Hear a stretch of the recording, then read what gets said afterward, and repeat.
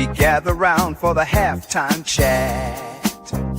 Old friends cracking jokes and talking stats. From life's little games to the greatest plays.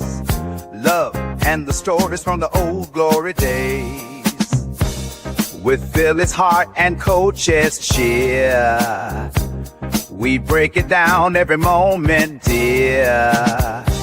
Life is a team and we've got the plan. Sports, love, and laughter, that's who we am.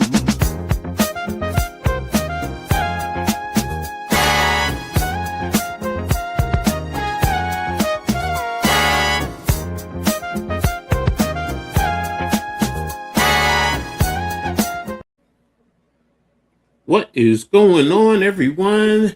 Happy Saturday to everyone. I hope you all are having a great day. So, really excited to be here today with my brother, Philly Halftime, to sit back and two old farts, just sit back and talk about sports, life, whatever. Question of the day, love, you name it, we're going to talk about it. So, appreciate everyone for being here. Thank you for all the support, everyone. Before we get into it, I'll know the routine. Make sure y'all hit that like button. Hit it for my brother, Philly Halftime. For me, Coach Ed Sports, for the Hardcore Sports Network and the Aboriginal Sports Network. All that information is right there in the description. Also, if you're on Facebook, just hit the little heart there. Appreciate everyone and all the supports as always. So before we get into the show, Halftime, how you doing, bro? What's going on? How you doing, Coach? Oh, I'm magnificent, man. Magnificent. You can't tell orange and blue skies, baby. So I know. You're a year too late, right? Yeah, you're too late. I'm telling you, man, if you guys didn't get hurt last year, you would have had it. I think you would have had it. If you guys didn't get hurt. I think the injury bug last year was the why you guys didn't make it, but I agree. It could have been back to back with yous. Yeah, well, I mean that's definitely a possibility, but right now we're just on can we end the 53-year deficit? Let me just leave it like that. So hopefully tonight we'll see, but. Let's start with one of the first topics. Right now, the Knicks, everyone knows, hold a 3-1 lead. They go to close it out tonight, but they got to that 3-1 lead after coming back from 29 points. Man, was that crazy! How impressive of a feat was that? I said it last week. They had this other gear. It's not. It's never the end. It's not over yet. Like I even said it, like when the Spurs were up by 29, I'm like, it ain't over yet. The Knicks got good defense. They can get the rebounds, and they had that other gear where they turn it up. They don't even have to use Brunson, and they just turn it up, and then they go, wait, here now we're going to use him. Now we're going to use Hart. We can use all these guys. That's what they did. Like I was said last week, they have this other gear where they can turn it up. Everybody, now the Spurs were spent. They were tired. You've seen it. You've seen them.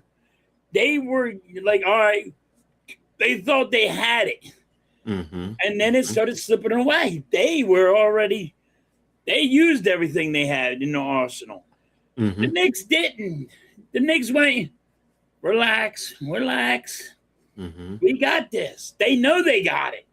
They know they have it. They had this other gear that I always talk about, this other gear where it's, all right, they're tired or they think they got this in the bag. And they turn it up and they're like, where the fuck did this come from?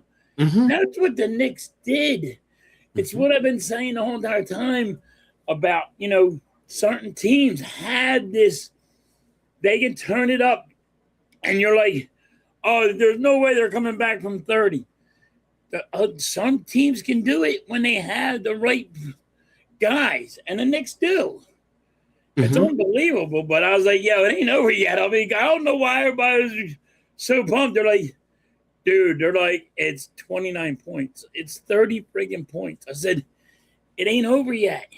This is Mhm. not Mhm. over yet. I mean, you guys can't sit here and say, hey, stick a fork in it. They lost this game. What's up, Mhm. Nick? What's up, Nick? Nah, I'm with you, bro. I mean, that's the thing. Like, I said it during the regular season, like especially with Jalen Brunson. It just seems like there are times where during the first 3 quarters he's cruising, and then come fourth quarter he takes over and he Yeah. does his thing. So, but also the rest of the team is out there and they're doing their thing during that time. So, and that's the thing about the Knicks. They play as a team. They don't play, individualized basketball, man. They play as a team. He says halftime is such a ball knower. Man, he's been telling everybody how great the Knicks are. Jose Alvarado deserves more credit. Yes, he does. He does, man. Yep. And he said it point blank. He said, in terms of Wemby, you know, that was, in terms of his physicality, that was going to be it. So, what's up, Jason? Man, thanks for What's good, Jason? appreciate you guys for coming in. What's up, Lou? Thanks for being here, man. It's good, Um, Lou. so it's that 29 points. I understand why everyone is making a big deal because of when it happened during the championship. But in the same token, if you look at the series before against Cleveland, in the first game they were down 22 points in the fourth quarter, Yep. and they said, "Okay, let's go." And you came back, and it was done for Cleveland from there. So that's the question for today. I mean, where do we think that what do you say? People really thought the Sixers could beat the Knicks team. So in the beginning, I understand, especially after Atlanta, but that Atlanta game woke them up. That's really what it was. To halftime's point, that the ability of this team, they weren't really focused, but Atlanta woke them up. So halftime with Yep. triple beat for Josh Hart in the heartbeat. Okay, I like Josh Hart. I do like Josh Hart, but man. we ain't trading no Embiid. I We will stuck say with him. this though, Josh Hart, man, he almost, man, after that game, he was so a little bit dejected because he missed that layup and then the Yep. foul. He was like, I almost lost it for the team. So Lou was like, I wanted the Knicks to lose just because of how much the tickets cost. Real Knicks fans got priced out of it. No, we understand that, man. But in the same token, Lou, that's the NBA is a business, man, and they're capitalizing on the time frame. So it's just like, you know what? Think about this: you go to your favorite store, and you hear about a sale, and you come in, you're like, all right, they got a sale for whatever. Let's say you're going in for some chicken, and you're like, all right, you go in, and you take a look, and you're like, this is the sale price, but I could have thought last week it was more than this last, or no, it was cheaper than this. And Yeah. this is the sale price. What they do, what do? They jack the prices up Yep. to give you a sale price where it's really not, it's not a sale. It's not. So I can't stand it. Man, I mean, he really played poorly in that fourth quarter, man. The turnovers with Fox and not pulling the basketball out when you had it and you're up by one. Yeah, I mean, it's like you're the vet. You're the vet. So plus that Mike Brown scapegoated and fired him when James choked in 2010. He left anyway. Clutch had Brown fired last season for Fox. Ooh, there you go. Great point. And now they're meeting up in the finals, and look what we're seeing. So and then still forced a trade anyway. Yeah, Yep. yeah, there it is. What's up, Leaf? This is a season that started off with Terry Rozier and Chauncey Bill. Yeah, yes, that's tough there too. I look forward to. Okay, it's all reruns to you. So you went back to 1973. No, I'm messing with you. I love you, bro. I love you. You know that.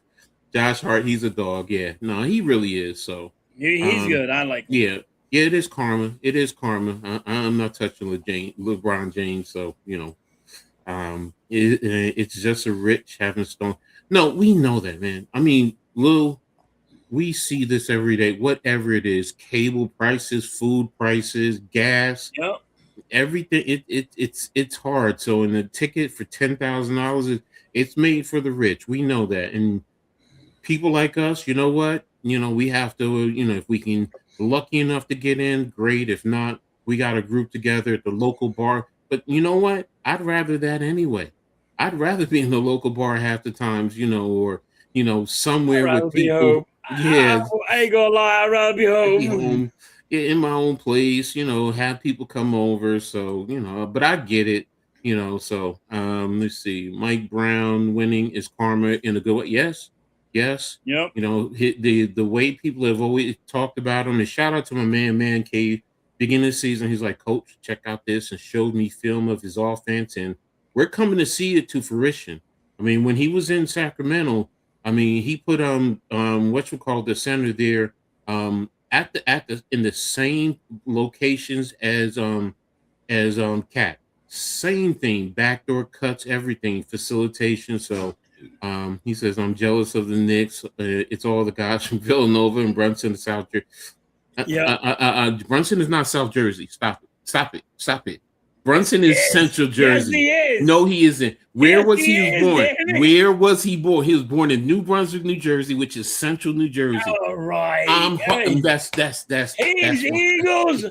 He loved the Eagles, damn it. He didn't like New York. Nah, I'm messing with you. He's Jersey. That's all I care about. Whether you North Jersey, Central Jersey, South Jersey, down the shore, you Jersey. So Yep. I'm Jersey. Knicks play like I wish this is. Look, the Knicks. Let's be honest. Okay, what the Knicks are showing is the principles of how to play basketball. You Yep. play as a team. You don't play like a lot of times we've gotten so used to the individualized type of game. If you go back into the 80s and the 70s and earlier, it was about the team. I mean, I could talk about well, I didn't see them, but the great Celtics teams of the 50s and the 60s. Right. You look at that team, they were so loaded, and it was about that. And yes, the stars came in, even the Celtics of the 80s with Larry Bird, McHale, Parrish, Danny, I mean, all those guys, they played as a team.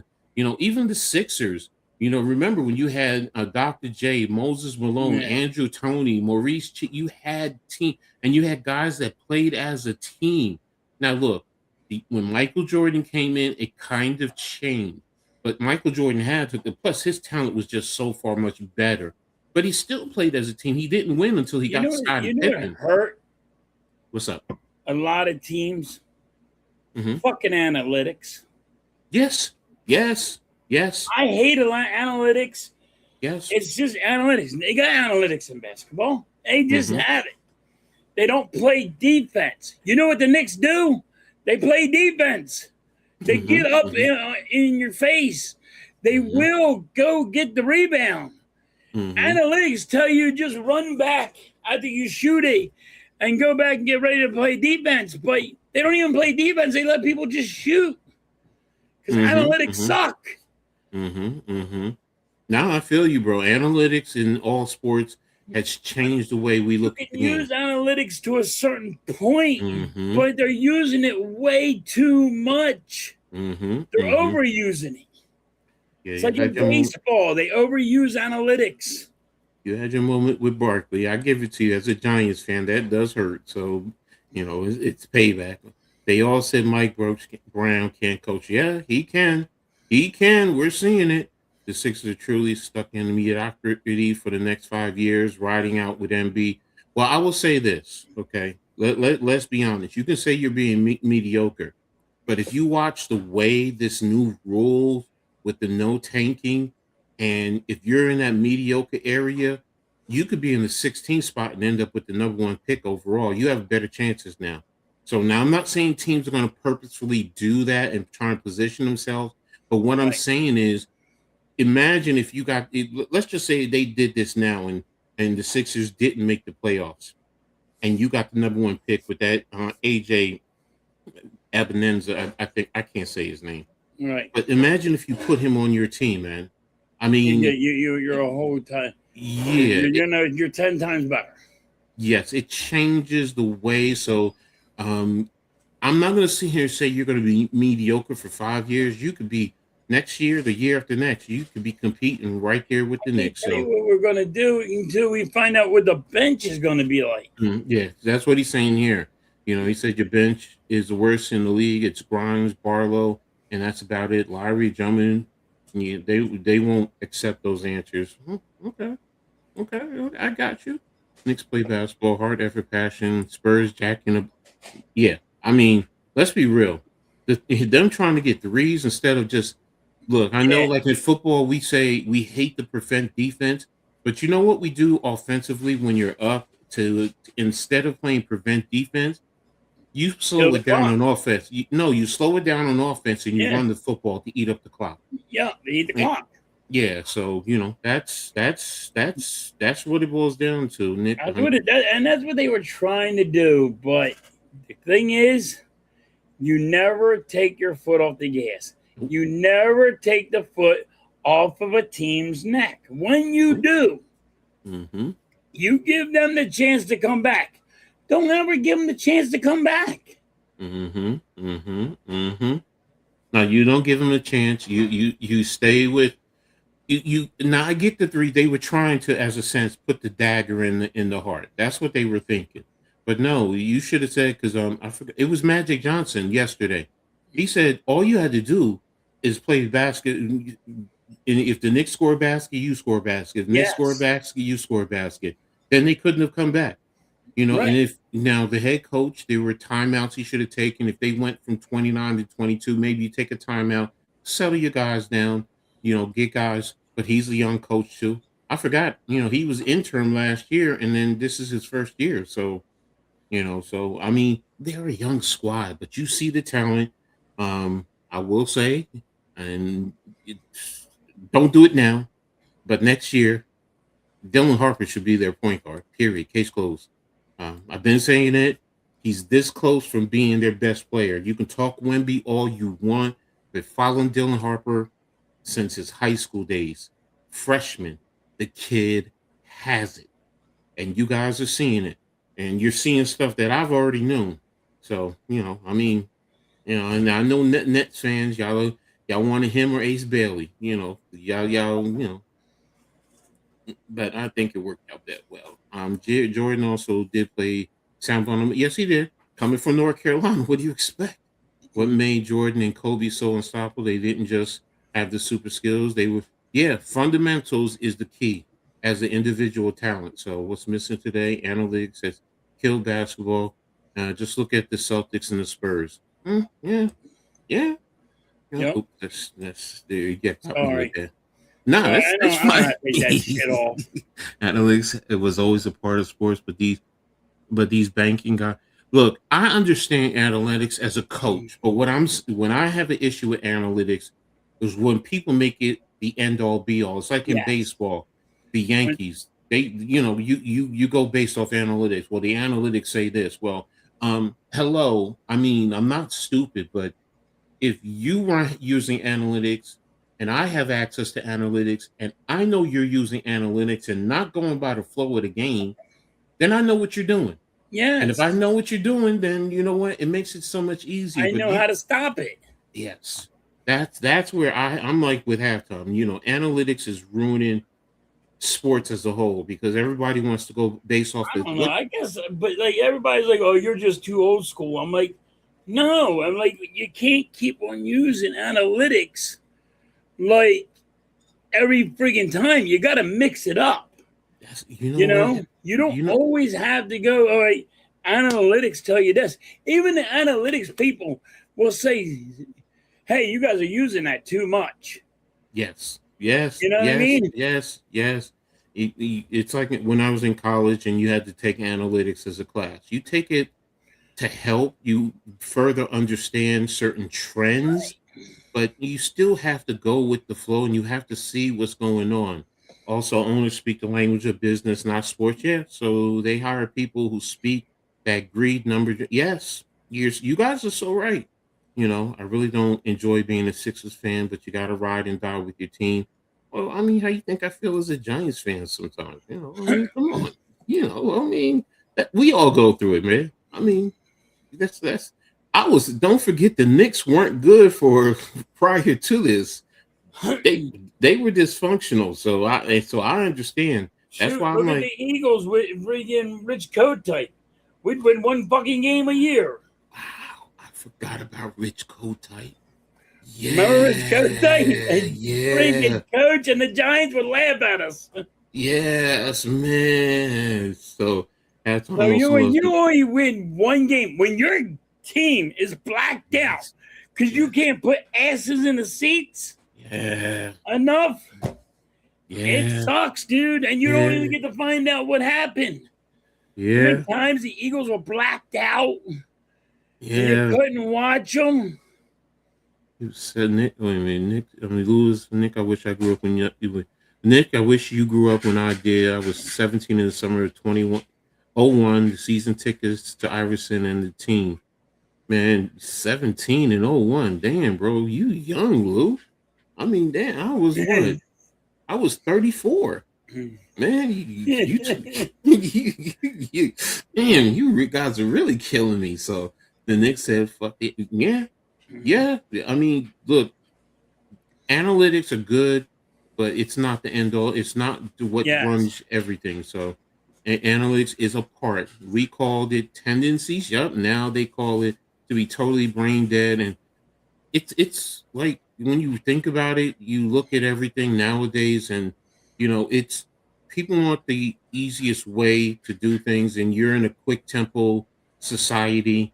It's like reading a book. A lot of people don't want to sit down and read a book. Now I'm sitting here watching where they're talking about take a picture of the book and it'll talk to you. Well, I'm Yeah. like, nah, let me read the book so I can use my mind. And what does SpongeBob say? Create imagination. Nation, yo. So, Lou said he was born in 1988. Yeah, you definitely are a baby, bro. Now that's when I was in high school. I was a junior in high school in '88. So there you have it, man. Wow, wow. So, do you think the Spurs can come back and win the series? No. Stick a fork in them, they're over. They are done. Stick a fork in them, they're done. I just hope. I mean, yes, I said Knicks in 5. I did say a gentleman's sweep, so I'm standing by that. But I can see the Spurs winning tonight, and that concerns me about going back to New York because do you give them confidence? That's the only thing that I worry about. But you're going to be in New York, and I mean, And this is why I said they're done now. You had 29-point lead. mm-hmm, mm-hmm, The players are crushed. The mindset that they have, mm-hmm, they got it just crumbled in their heads. They're not going to sit here and go, hey, we can come back. It was a close game. mm-hmm. No, they had this friggin' out there and they lost it. So Mm-hmm. now they got to try to humble themselves. How bad of a loss they did, when that loss was. That's a huge loss. Mm-hmm. When you're up by 30 damn points and then you lose the game. Mm-hmm. Mm-hmm. In their mindset, they're not going to be the same team now that took them to this place, right? In the playoffs. Mm-hmm. They're not in that same mindset. Mm-hmm. I think they're done just because the Knicks mind fucked them and just blew their mind up where they cannot come back. Wemby's probably destroyed in his head. Like, what can we do? We can't do nothing. You know what I mean? It's when you lose a game when you were up by this much, it's a different ball game. You can't come back from it in your head. And I mean, the only way they can do it if the coach can actually get them back on track, saying this is how you won and got into the playoffs, we got to get you Mm-hmm. back there. I don't think they can get him in that mindset now. Do you think that the Knicks win tonight, or do you think they'll win back on Tuesday No, in New I think York? they win tonight. I think it's over. All right. I think it's over. I don't think the Spurs have anything in there. I think since they lost that game where they were up by 29 points, I think it's going to crumble that team. Mm-hmm. I mean, it's going to be hard for them to get their mind straight to get back in there. And Lou says he could see the Spurs win tonight. Thinks the refs are going to be trying to make the Spurs win. The NBA wants another game. They want New York also to win in the Garden, which I understand. Well, if they do win, it's all about the money. Well, You know what I mean? And then I'd be like, yo, you might want to say the fix is in. If the Spurs win, I say the fix is in. They're just doing it for money now. Well, And have them win in New York. if I have my way, though, I heard Charles Oakley is going to be there in San Antonio since he can't get to New York. So go in the locker room, amp those guys up, and tell them if y'all don't win it tonight, when you come back to the locker room, I'm going to smack all of y'all in your face. So, because that's Charles Oakley. That's Charles Oakley. So, but no, I understand. But one thing I do want to say, though, honestly, to all those people out there that are acting like ignorant fools, I don't care.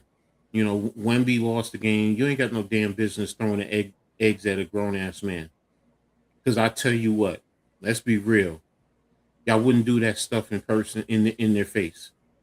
Because that boy was take his hand and wrap it around your face, and I ain't gonna say he's gonna lift you up, but he'll slam you to the ground. You know, I mean, and going around and jumping other people because they're wearing a Spurs game. You jumped a 60-year-old man. A 60-year-old man. Come on, man. Now there are some 60-year-old men that, you know what? You take them one-on-one, they're gonna put some sport on your ass. But as a group, as a pack, you know, I mean, for what? I don't understand that. That's the logic I don't understand. You want to, the Spurs suck, all that type of stuff. I'm cool with that. But to put your hands on somebody else, that's it. Just takes it, and you wonder why people say, "Oh, well, people in New York don't know how to act." It's because of stuff like that. You give them the reason to say that. Yeah. I mean, why is it? Why are you jumping somebody? Why is it gotta be 3-on-1? Are you weak? Are you not strong enough? You can't man up and just do it on your own? See, that's why back in the day when me and Coach were raised, nobody jumped nobody. mm-hmm, You want to fight? mm-hmm, It was 1-on-1. mm-hmm, Because guess what? We weren't scared. mm-hmm. It was, I'm going to show you I'm a better dude than you are. Now you guys are just scared. Mm-hmm. Oh, if I can't do it with my boys, I can't do it. Mm-hmm. I mean, what are you guys doing? Like, and throwing eggs at people. Like, really? You know, if you want to boo somebody and you want to, you know, talk shit, that's fine. Mm-hmm. Mm-hmm. Mm-hmm. We all talk shit. That's fine. But to get physical with you, I think they all need jail time. I think everyone gets jail time. They would be crying their mommies. You know? And that's what it'll be. You know it'd be, Coach. Mm-hmm. Mom, get me out of here. I didn't mean it. Mm-hmm. You know what I mean? Like, it's bullshit. Look, bro, I will tell you this. You said it perfectly. Put him in jail. Matter of fact, put him in a jail cell with a dude named Bubba who's like 500 pounds and literally nothing but muscle just standing there. How many of you cats would actually, that I'm talking about those people that want to act like animals, not you guys in the chat. Please don't take it. I'm talking about y'all. But how many of those cats would really man up? Man, Maybe bring crawling in the ball. You gotta get me out of here. You don't know how violent it is in here. Put me in ISO. CO, put me in ISO. Yeah. Please don't. No. Yeah, you know what? you end up being what I call a prison wife. You know what? He'd be like, "Go wash my drawers," and you better do it right. Yep. No mess up, and get every stain out of there, and make sure it's nice. And matter of fact, press it. Make sure it's Yep. pressed and nice. And when you go to lunch, he's gonna tell you to hook his pants and walk Yep. down the hall with him because he's sending a message to everyone else. This is mine right here. Stay away. And you're gonna have to sit there. If he wants food off your plate, you're gonna have to give him your food. So, yeah, you're so right with that halftime. Is Hart your favorite player on the Knicks, or is it Robinson? My favorite player is Van Fleet, but no, I go Robinson. I I'm like fine Hart. with it. I like Hart. I like Hart, but I like Robinson. I like them all. Mm-hmm. Be Mm-hmm. honest with you, because they play defense. Exactly. Yeah. If you play defense, I'm with you. I ride and die with defense. I ride and die with friggin' getting the rebounds, offense and defensive rebounds. That's what win games. That's what I ride with. Mm-hmm. Mm-hmm. I Mm-hmm. don't have favorite players. I got. If you do that, in my book, you're gonna win. Okay. Okay. Lou says I watched some videos on YouTube. The most aggressive, tough guys are usually the most insecure frauds. Real tough guys don't show it off because they are secure. Yeah, yeah. So I mean, you guys are right on that one, man. I mean, it is. It irritates me because look, we already deal with enough where people talk bad about New York, and then you go and act like that. And again, it's not just New York. I see It that with happens a in lot. Philly too. Yeah, It happens in Philly. it happens everywhere. And it's like, Yes. for what reason do we have to act like that? I was before we got on, I was on Twitter and they posted Brazil at the World Cup in New York over by in Times Square, and they said now the Knicks need to act like this because they were out there waving their flag, singing, and having a good old time. That's it. They're not trying to beat up others, Yeah. and Why do you got to try to beat somebody up? And yeah, if you're gonna beat somebody up, let me just tell you, when you look yourselves in the mirror, the all whoever how many jumped the 60-year-old man. If mm-hmm, there's 3 or 4 years, I want you hard look in your mirror. Man, it took us 3 of us to beat him up. That means you are a wimp. mm-hmm, That's what it means to me in my book. You can't do it yourself. Like mm-hmm, mm-hmm, that's what that means. Like you're not man enough to do it yourself. Then mm-hmm, you shouldn't mm-hmm. start a fight. You're right, bro. You're so right. I Like mean that. damn, like I get it. It's everywhere. But like I was walking in Philly. Mm-hmm, Me and my wife took the train mm-hmm, into Philly and we had to go see her dad. I mm-hmm, looked at my wife and you always watch your surroundings. mm-hmm, You all mm-hmm, right? Me and you old school. mm-hmm, Watch your surroundings. I looked at my wife, I said, walk. mm-hmm, Don't stop. I don't care what happens. Don't stop. I mm-hmm, stopped and tied my boots. These 2 guys are looking at me. mm-hmm, And you get that feeling you're about to get jumped. mm-hmm, I told my mm-hmm. wife, I said, get going and go fast. She said, why? I said, get going and don't stop. And that guy looked at me and goes, you got a problem? I said, you got a problem? I said, I know what you're thinking. Mm-hmm. I said, I ain't little, buddy. Mm-hmm. You might not want to do this. Mm-hmm. And he just looked at me and said, that dude ain't right. He just not right to tell you. He goes, you're from the streets. I'm just gonna leave you alone. That's what he said. Like, my wife looked at me, she goes, were you about to get jumped? I'm like, yeah. But I can throw my hands. Mm-hmm. You know what I mean? Mm-hmm. I know when it's coming. Because I know the streets, but why do you guys got to do that? I'm with you, bro. You know what I mean? I'm so with you. I'm so with you. So, and Lou even said that bad fans everywhere. Hates when the national sports media picks on Philly. It's everywhere, not here. Yeah. saw two girls fighting each other. Eagles game, both drunk, and the boyfriend's trying to stop them. So, yeah, I mean, and that's the sad part about sports. So, but Look at the Eagles. The Eagles had to have a friggin' judge and a jail. The first team to ever have a judge and a jail yeah, in I there. remember that. Yep. I Then it remember. went. Then it went to Oakland, the Raiders. Mm-hmm. Mm-hmm. Then Mm-hmm. they had to have it.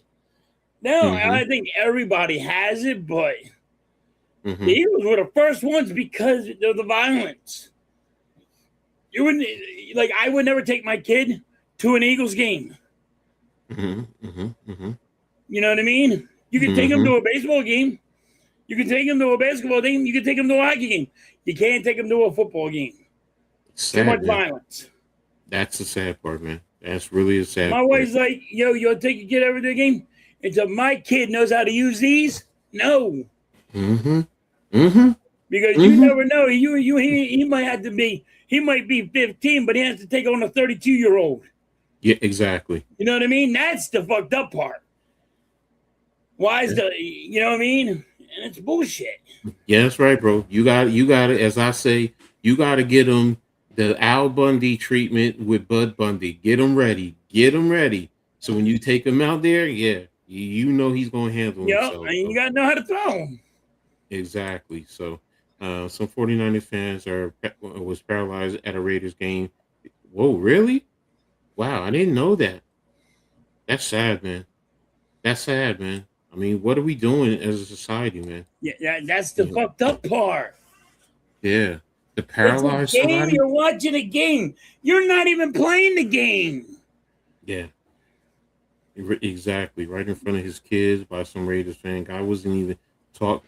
Man, that sucks, man. What's up, Mrs. Halftime? Hope you're doing well. Thanks for tapping in. Hope you're enjoying your time out with the by the out by the water. I'll just put it like that. You know, so let's get ready to move on. Let's talk. And I know you talked about it earlier, so this is before I really, because I had to set up, but you said you didn't like it. So why didn't you like it overall? Well, The, I the trade. mean, you need. I don't think he's the right fit. I don't think he's the right fit. You need a. I get it. He's going to be your right fielder for a little bit Mhm, because Garcia's out. It's like they knew something about Garcia, to be mhm, honest. mhm, Because after they sign him, Garcia is hurt and mhm, he's out for 60 games. mhm, Like they knew something was going on. Like, yo, dude, you suck so bad hitting that we went and got him. mhm, Maybe mhm, his mhm, bat will be better. And I don't think he's. I know they only got it was for money and all, but in the trade, I don't like the trade. I don't think he's the guy. I don't think he's that good. But Okay. maybe I'm Well, wrong. I Hopefully look. I'm wrong. Now I did look at his numbers, and he's. I mean, because I questioned, I was like, well, he's not a big time hitter. I mean, he's like, I thought he was like at around two. I think he was like 216 or something like that. Yeah. So I was just like, all I thought right. I So thought he was even lower than that, but you know, he's not he's not to say, hey, this guy's gonna cure all the problems. mm-hmm, You know what I mean? That's the issue. mm-hmm, mm-hmm.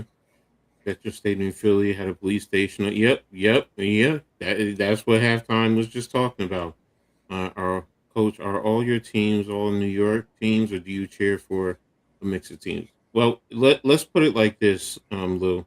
He Um, likes the Eagles, Lou. He's just no, hiding in the closet. no, no. I actually started in the '70s as a Steelers fan because my dad's a Steelers fan, and he took me in '79 to see the Giants and the Steelers play in Jersey, and that's when I was like, "Oh, Jersey has a NFL team," and that was the year they drafted Phil Simms. That's why I always joke around saying he's my quarterback. And, that's when I became a Giants fan. Before I was a Knicks fan, I was actually a Lakers fan. I love Magic Johnson. I love his game. He's my all-time favorite, period. Case closed. It's him, Bernard King. Those are like my one A, one B in terms of favorite NBA players of all time. So And that's when I was watching Bernard and more, and I fell in love when we got Patrick Ewing, and that's pretty much it. I became a Knicks fan. I was always a Yankees fan, so and Scarlet Knights Rutgers is probably my number one sports team out of everyone. Liberty are right there, because I like women's basketball. So if you want to call that a mixture, now Pittsburgh and the Lakers are technically my second favorite pro football and basketball teams. But it's not like I'm deeply dissected like I am with the Giants and the Knicks. But I do want to see those two teams do well. So I'm doing all right, Lou. Okay, at the campground with the water. I'll have fun. So but yeah.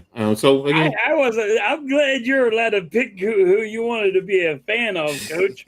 When I was a kid, I wasn't allowed to pick I wasn't like, yo, you ride and die with Philly, damn it, and that's it. Well, my brothers and my dad would just beat the hell out of me. Well, here's the thing, though. I'm a military brat, so we were overseas. When I was first born, coming to Jersey and then settling here. But our family is so spread. I got family in Detroit. So we got Michigan fans, Lions fans, Piston fans. We got family out west in California, up in Seattle. I got family down south. It was Alabama. I mean, down in Georgia, Florida. I mean, I got family all over the place, man. Family, and yeah. So it's so I got a big family. I'm with you. I know what a big family is. And that's just my dad's side of the family. So my mother's side is from the West Indies. So and that's the other thing. Like because if it was up to my mother, I'd have been watching soccer and cricket. So and she didn't let my dad. She told my dad I couldn't play football as a kid. So that's why I didn't play until I got to college. So, because in college, I'm a grown ass man. You can't tell me I can't play. So, but that's it. I always like Philly teams. My family was weird, and one of the few non-sports teams, the families in Philly, and I got them into it. Okay, there you go. I mean, we all have our journeys and our reasonings. Look, my oldest daughter is a Patriots fan, and she hates when I just go, yeah, Patriots are the Giants' stepsons. Yep. Because first of all, y'all had Bill Parcells and then Bill Belichick, who were Giants coaches. Yep. Bill Parcells actually changed the color scheme to almost be very similar, because what most don't know, the Patriots were white with red and a little blue strip piping. So, and he changed to be so close, except he went with the silver helmet. So I'm just like, y'all the Giants steps on. Then y'all want to lose 2 times to us in the Super Bowl? Yeah, y'all steps on. My daughter hates when I do that. She hates, but I also look, you root for whoever you want. I'm not gonna force you. That's not me, And when and plus, here's the other thing. Like I said, I got a brother who's an Eagles fan, a brother who's a Cowboys fan. My sister was back in the day a Redskins fan. Yeah, she still says they're the Redskins to me. So yeah, we always went at it. So, and that's the fun part, being different. I don't want to be like everyone else. Nope, not me. So, all right. So now let's take a look. Oops, what happened here? Here we go. Next, we're going to go into the standings and take a look at what's going on in the standings. See who's hot, who's not, in terms of the standings. Come on, man. Why are you not? Oh, here we go. MLB standings, and we'll take a look at where the Phillies stand. You're second in the division, 8 games behind the Braves, and for the wild card. No, I'm gonna look at the league, each league. Come on, go to the American League. There we go. So, do y'all see y'all are only 5th in the 5th spot? Yeah, look at everybody, and look at everybody else coming up. No, I know you talked about. I see. That's the thing. There's too many times. Look at the other teams coming up, Coach. That's the thing. That's what nobody's understanding. You're like, you see where you're at, you're good. No, look at the guys behind us. And now, guess what's going to happen? We're going to get ready to play winning teams. Let's see how you do right there, because you talk about who's coming up behind you. Now, you lost last night, but you're 7-3 over the last 10. The Padres, who are right behind you, are 3-7. The Cubs are Yeah, four we and might be six. we might win tonight because of Christopher Sanchez. Mm-hmm. Mm-hmm. You know what Mm-hmm. I mean? But these Mm-hmm. bats are awful. But what I'm getting at now, if you're telling me I think you're on par with the Cardinals. Milwaukee, like you said, you should win tonight. So that means you're right there with them. I mean, You're looking at the Cubs and the 16. Diamondbacks are going to come up quick. I can't see because I'm looking at their last 10, bro. They're 3-7. Yeah, look who we played though. Okay. And You who know what did I they mean? play? That's why we got something going on because look who we played. Yeah, I mean, I get where you're We coming from played there. losing teams. Let me turn this down. Let me turn this off. Hold on. I've got everything blocked. Sorry, guys. Sorry about that. No, I But no, get what you're you're saying. playing. That's my thing. If when winning team starts coming in, like Milwaukee, they're gonna beat us. All right, they're not. They might. We might win tonight, but they're gonna freaking win the Tomorrow. series. You know what I mean? Then you got to play the Hmm. Dodgers. Then you have to play the Braves. Then you have to play. You know what I mean? The Okay. Cardinals. You're gonna I have to play these teams. No, I get what you're saying. Yes, I mean yes, when you play the better teams, that does matter because that's what you have to do in the playoffs. I get it, but what I'm getting at is they're not as bad as I thought because at the start of the season, like we were talking, I'm like, well, damn, y'all were down in the bottom spectrum, but you've worked your way up after you've done the Right? coaching change. So, like we said last week, so are you a championship contender? No, I'm not sitting here and saying that. I'm No. not going to blow smoke up y'all's hind parts, but I think y'all are a good team that a few tweaks here or there, who knows? Y'all could be competing with the Braves I and the mean, if Dodgers. you're telling me I'm gonna get me a good right bat right now, I would change my ways. To see now, look at that. That's really the biggest issue that it's not a multitude of things. You just really want to get a right-handed bat, and you will feel a lot more comfortable. We need an outfielder right-handed bat because Marsh is gonna need a day off. I can't have three fucking catchers on my team and one's playing the outfield. Okay, that's fair. That's fair. You're right about that. You know what I mean? Yeah, you're right about I that. can't have Sosa playing left field. You know what I mean? He's not the left fielder. Sosa is a shortstop, third baseman. Mm-hmm. You know what I mean? He's Mm-hmm. not a left fielder. Mm-hmm. But Mm-hmm. the bats suck so bad for the Phillies. Do we need another pitcher? Yeah. Painter is not doing good. Mm-hmm. Mm-hmm. So I mean, you get me if you would have said, hey, here's a good pitcher, here's an ace pitcher, and here is a right-handed bat. What's up, Charles? All right. I said, all right, we got a chance to make the playoffs. So that's my point. You're saying a chance to make the playoffs, and I'm like, I think you're getting into the playoffs. Do I think you're winning? You know, the National League. If the Phillies make the playoffs, they're one and done. I say they're just on the outs of the playoff. I'm still in wait and see. What's up, Charles?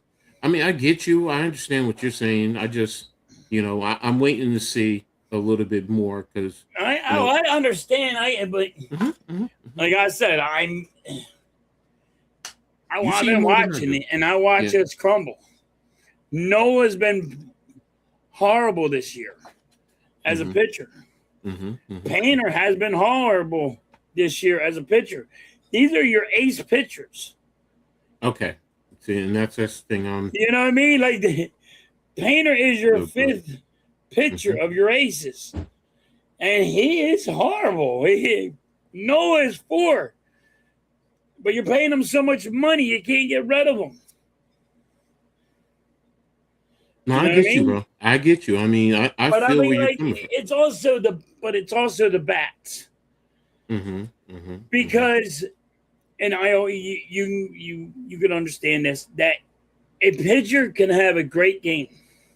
But in his mindset, if it's Nothing, nothing. In the fourth inning, Mm-hmm. he's going to start giving up hits Mm-hmm. because he feels the pressure of, I don't have the run support. Mm-hmm. Mm-hmm. This outfield is not helping me. I got to do it all on my own. Mm-hmm. You know what I mean? Mm-hmm. And that's the issue. Because then they're going to start giving up hits and they're going to start letting up. Mm-hmm. And you can blame the pitching, but you got to blame the hitting. Mm-hmm. Mm-hmm. We got shut out yesterday. Mm-hmm.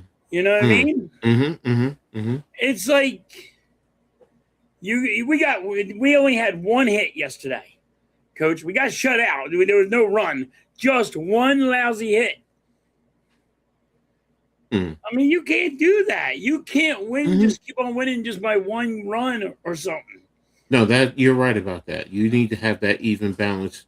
You need, because other teams are going to make runs and make adjustments. So And I don't have faith in Dombrowski mm-hmm. that he's going to go get the guys that you need to move forward. Just don't have it. I get what you're saying right now. I understand Mm-hmm. what you're saying. Mm-hmm. As of right now, we're not bad. Yeah. But guess what? There's a lot more baseball left. No, I get you, and that's why I say I get you, and I still we'll be down. I'll say, you look after July and August, see mm-hmm. where we're at, and I'm gonna say we're at a playoff chances. I think the Diamondbacks and the Cubs, even probably the Nationals, will be past us. Mm-hmm. Mm-hmm. Okay. That's I mean, that's made up. I mean, that's all but that's what I've been saying. Miss Orowski is good. Okay. 15 Ks. Okay. Yeah, he's a good pitcher. Arco, he's a real good pitcher. Not taking it away from him. Mm-hmm. He's a real good pitcher. That young dude, he pitched his ass off. It was exciting watching him as a baseball fan. But I need my fucking players to handle business. Well, looking at the Yankees, I get where you're coming from. I'm kind of the same way because they're 6-4 of the last 10. So when you're battling, in a sense, the White Sox, the Guardians, you just lost to the Blue Jays yesterday. And then you also got another injury. Grisham now also went out. So, that's two of your starting outfielders. So, and you've been having issues with pitching, gotten injured. The biggest things with the Yankees is their injuries. So, but in the same token, as I always say, they're technically tied for the best record in the American League. So it's like at least I know they're in the wild card, and we still have a long way. Now Tampa Bay is always that team for me. I know others will talk about the Yankees, they'll talk about the Blue Jays, sometimes the Orioles, but for me, it's always Tampa Bay. Tampa Bay just seems to be a thorn in the Yankees' backside, and they do it with a low payroll. They're always, with the low payroll, getting young guys, but they're still competing. Watching the World Cup too. That's the only time I watch soccer. Okay, I hear you, Arco. So me, I probably when it's in the Olympics, that's probably about the World Cup. Sometimes if you get to the championship round, because I'm not a big soccer fan, so I'm not gonna lie to you. So, but yeah, with the Yankees, they're Tampa Bay is just that team with the Yankees, and it just frustrates me. It's like, and then the Yankees are all for us. It's just that's the thorn in our side. Mm-hmm. Tampa is always nearly sneaky good, and they are one of the best. Yes, exactly. They develop their players. Now, look, they lose those players because when it comes time to pay them, they're not going. They don't want to do it. So, but I follow the World Cup because I got you, bro. I got you. Yeah, I mean, and but Tampa Bay, they can't keep the players. And I'm like, imagine if they had the money and they kept the players. They'd be a dominating team. I'm sorry, they would, because they develop players who know how to play the baseball. And exactly, Lou, that's my point. Imagine if they had the Dodgers, we wouldn't be talking about the Dodgers. We'd be Yep. talking about Tampa Bay because they just know how to develop baseball players down there. Now, look, you're in Tampa Bay, also. Let's be real. I mean, the weather down there? Come on, come on. Yeah, they would probably win an 8 out of 10. So, but for the Yankees, it's a problem. And like I don't follow Tampa a lot, but I don't think they're deeply into the analytics like the Yankees are. I mean, the Yankees are No, everything analytics. no, because Tampa Bay will bunt. Mm-hmm. All right. So Mm-hmm. no, so they're not as analytics as Mm-hmm. in New York and Philly is. Mm-hmm. Mm-hmm. Mm-hmm. And that's what They will frustrates play me. small ball. Yeah, and now look, if you're a true baseball fan, you like seeing teams like that. St. Louis, I think, plays fundamentally. They play all around baseball. Teams like that. I'm not sure. I was trying to follow Michelle Smallman. She was talking about teams like that. Who play the baseball at its purity. So I think she said Cincinnati is another one. I'm not really sure. So it look. I grew up in an era where I used to small ball was a beautiful thing. Think about it, Yep. Ricky Henderson on the bases, taking those big leads, playing with the pitchers. That also helped your hitters because the fielders are all worried about Ricky getting over or stealing a base, and sometimes you hit the ball right through the hole. Yep. And sometimes a single is more beautiful than a home run to me. Especially when you have a base runner on. And then you can get a base runner that goes from first to third in a heartbeat. But Even if it's a bunt, like a bunt, yeah, I'm like a good bunt, like will get you pumped. Like, oh my god, yeah, and the guy's safe at first and second. Oh yeah. yeah, But here's the other thing, when you're always trying to go for the home run, I feel like you know, their swing is more of an uppercut as opposed yes, to a straight line type of a hit. What's up, like my they're brother? golfing. What's up in NYG, man? Hope you're good. So we're talking baseball about the Yankees right now. So Yankees and the Phillies. So, What's but good, yeah, NYG? I always tell halftime small ball is what we used to call baseball. Baseball, Now you yes. call you cannot. Now you call not just trying to hit a home run, hitting home run smash ball. Yeah, yeah, and there's exit velocity and all this stuff and the distance. But that's the thing. It's crazy. I don't care how fast it gets out, how far it goes in the stands. Once it goes over the stands, it's still a run. That's all it is. I don't care. You want to sit here and talk about, the exit velocity, which is why this, bro. Did he go over the fence? That's all I care. If he went to the front part of the going over the fence or went all the way up in the upper decks, it's still a home run, and it equates Doesn't to matter how the home run's there. It's a home run. home run. Yeah. So like the NBA players being so lazy on defense, they invented two-way players. Yeah. Yep. They basketball was always about you got to play offense and defense. So I mean, you know they don't have what we used to call a placement hitter. You know what I mean, Coach? Like great call. Yeah. they don't have that. You know what you just did? You took at a baseball. You took placement hit Wade out of the Boggs. game. Think about Wade Boggs. Yep. Yes. Yep. Guys like him, who, and even Derek Jeter, because Derek Jeter was the master at hitting away, but he would also watch what you're doing out in the field and aim for it. And you're right, NYG. You know, They you lost the guy looking at fundamentals. the playing card. He goes, "All right, I got a shift." Mm-hmm. And there they are. You leave me a wide open hole like that, I'm getting a double. I'm getting a triple out of this bad boy. That's what I didn't understand when they went to the shift. I'm like, I'm sitting here and I'm like, you mean to tell me you can't hit away? They're literally giving you the down the line if there's nobody on first base. The first baseman is like playing in between second base and first. Just hit the ball down the line and you'll get on base. And I'm like, you watch them shift, and they're like 5 foot away from the line. It's like, Dude, if you hit that right on the line, Yeah. that's a triple. That could be a inside the park home run. Yes. Exactly. What's up, Matt? What's up, man? Thanks for tapping in. Another Good, great Mac. content creator, NYG and Matt do some great stuff there. But I mean, an inside park home run is more exciting oh hell yes, than a fucking home run. yes, Give me the inside yes. park home run. I'll be celebrating the freaking 4th of July. Oh hell yes, man.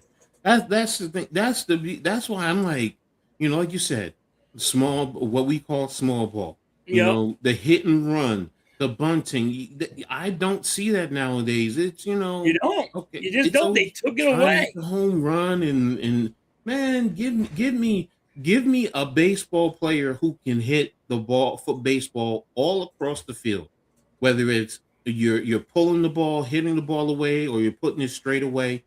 I don't care if it's a home run, if it's a single for a base run, if he can get me a triple or a double. I don't care. Just put the ball in play and let's see what happens. You If ready it's for a this, home run, Coach?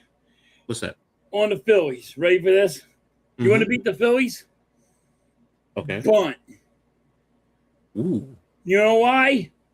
They don't know how to play defense with the bunt. True. So you got Boom does not know how to play the bunt. And then when he runs up for the ball, he overthrows Harper, or you know what I mean? He just can't do it. No, great point. Great point. That's the thing. If you bunt, like the pitcher would not know how to handle the bunt. I don't know. I would say this. I don't even think JT Romerto, the catcher, would know how to handle the bunt because they don't do it. They don't practice it. That's on defense. They don't practice it. But you used to in spring training. It was always something you practice. They don't practice it. They don't practice bunting. When you see somebody bunting, they're just winging through the motion. They're going through the motions. Yeah, they're just going through emotion. When they're bunting, it's like, oh my god, they're about to bunt. And guess what? They're normally going to strike out because they don't know how to bunt. But that's the beauty. Like there were some guys who were just, and they knew how to put the bat on top of the ball to drive it and direct it. The slap bump, put it right into the ground and let it spin and be right there. Yep. Was it Chop Knobloch who was good at the slap bump? Yeah. I mean, it's like certain. I'm like, yo, you're right. It's like those plays are so beautiful and so impactful. Like, why are we taking it for the home run? And I'm looking at, look, guys who are hitting a lot of home runs, you're hitting 240, 250. No, you should be getting over 300. Atlanta's making every team just home runs, and in the NBA, the three. Yes. I'm gonna show y'all something. Speaking on that, and it's kind of like it deals with analytics. Let me pull this down for a second. Let me actually close it. I'll bring it back up. Now it is WNBA related, but let me hold on. Let me see if I can find it first. So they got the women NBA doing analytics too. Oh yeah. Oh, okay. Yeah, it's women analytics. I'm gonna show you some, but they're not as heavily invested per se. But when I saw this, I was just like, oh wow. Wait a minute. I think I threw it in the chat. I'm in a New York Liberty chat too. I'm in so many damn chats, man. It's crazy. It's crazy, but yeah, here it is. All right, I got it. Let me see, share screen. But I want to show you what, in terms of analytics. Now, you see this, right? Yep. Can anyone tell me what you notice about this? Because now this is analytics. This is based, and this is why it kills me with analytics. Most of these teams are shooting either 3-pointers or they're in the lane. There's not now the Aces, the one that's in blacks, they're a little bit more in the mid range. The one in the upper right, the Connecticut Sun, they're using the mid range, but they're not shooting a lot of threes. But even my Liberty, which are in the teal, there are a lot of threes, but in the paint, I don't see a lot of mid range. And I'm sitting here, I was looking at the Sparks, the the links on the third row all the way to the right. They're But how come they're accommodating. not using the mid range? That's the point. In basketball, everyone is going that way, and that's what it's like, yo, are we serious? That's why I was looking at this and I was like, you know, That's what the analytics is telling them not to do it, though. yeah, it's like, everyone is just, going with the threes. And I didn't think it was like that in the W, but when I saw that, I'm just like, wow. And that's the problem with sports. Everyone is going analytics, analytics, analytics. Now you Yep. use analytics to get an idea. Now I could use that as a coach, and I'm saying, okay, this team does this. Now you're making it easy for me to defend you. But Right. now I'm doing a game plan off of analytics to help, but I'm not using it because I'm also going to feel the game and see what's going on. It's why both get less ratings now than they used to. No strategy to figure out, and it's not interesting. Why do you think I'm hearing a lot of good things about the Knicks? People want to say because they play as a team. Oh man, question: can baseball get back to being America's game? I feel like baseball. No, NYG. It's not because of football. The NFL is just we in a lot of, like you said, it's lost on the youth, because think about it, let's be real. In the hood, back in the days, in the 40s, in the 50s, even the Negro leagues back in the day, kids were playing baseball. They're not Yep. doing it now. They're Now not. we can Yeah, say they don't play football. baseball like they Nope. did back in the day. No. NYG, you talk about it. New York City is a basketball town. In a lot of urban areas, it's about basketball. And then, yes, football, depending, on where it is. You know what hurt baseball? Mm-hmm. It was the strike. Yeah, great The point. Yes. strike really hurt baseball, and they're Mm-hmm. about to strike again, so it's going to hurt them again Mm-hmm. because they're all about money, and it's all Mm-hmm. about that mighty dollar. And don't get me wrong, like I always say, the mighty dollar, what you call it? But that's what hurt baseball. Mm-hmm. Back in the day, like in New York, Mm-hmm. you played half ball when you were a kid. You played baseball. Stickball. Yeah, stickball. Yep. You played more baseball than basketball. Mm-hmm. But it turned a new leaf. Now it's basketball, and nobody wants to play baseball. Here's a great point too. It's video games too. Yeah, Video games nobody are wants to go also. outside. Yeah, nobody wants to go We outside. were kids. We weren't allowed in the That's right. house. 1 trillion% there. So, football, you can only play 1-on-1 with a quarterback. Yeah, you can. I mean, you can also play with a steady quarterback. Sometimes you can play 7-7. Even in the 90s, we would go to the park and play. No, I know that, NYG, and Yeah. it's lost now. That's the point. Yeah, And you're right. nobody does it anymore. Basketball, you can play 1-on-1. It's about the economics. It's about the environment that you're in. So yeah, you're right. You need space too. I mean, yeah, all of these are great points. Video game, and then with video games, you have kids who, what, it's not going their way. What do? Restart the game. Yep. So it's also about the If competitive they're design. losing the Yeah. game, Yeah, there's a reset. yeah. We called the stickball too, bro. I'm with you. When I was a kid, they barely made space for us to play football. Or here's the thing, though. I can honestly tell you. I called it stickball, but I know a lot of people would get mad at me when I call stickball. Like, what are you talking about? And it's half ball, stickball, what I mean? But it's all the same. And I started watching, but no. Here's where was it? Yeah. Here's the thing. You needed space. I will say this: when I was growing up, you needed space, but I mean, in the same token, I lived on a dead end street. Some people call them, the cul-de-sacs, but I didn't have a cul-de-sac. It was just dead end. Right. And you know what? Even though there are cars on the streets, we didn't need a lot of space. So we just, look, it was, my brothers, me, my next door neighbors, those two, and the kid across the street. That was it. And we'd go out and we'd play football, we'd play baseball, we'd play basketball. We did all that, right there on our block. And then sometimes you go play against the other block. So yeah, you needed space. And again, you guys are younger than you me. would ask the homeowners, yo, can you park your car in your driveway? Why? Bro. We getting ready to play some No, football. And they're like, what do you mean? I say, how you like your car? Dent it or not? What do you bro. mean? We were nice though. We went, hey. And the neighbors said, all right, we'll park our cars. They would park their cars right on there. Like, I get you. Not us. Not we run into the cars too. we My ran into brother, cars. And jumping up to catch the ball, and he gets hit, but he's still catching the ball. I hit a car so hard, Coach. I got hit so hard. I went into his car. Boy, that guy was mad. He's like, my car. Yep. I'm like, yeah, I know, my bad. I didn't dent it, but he didn't like the sound of the way I hit his car. Like, no, you're right. The hard mode, yeah. Now that's the thing. You have the easy, the medium. I'm like, what, man? Yep. Like y'all said, the kids rather sit in the house and play with all their and then you're sitting on computers and you're playing and you're talking to somebody. I get it. You can at least play games, but you still got to be able to go outside and do something else and run around.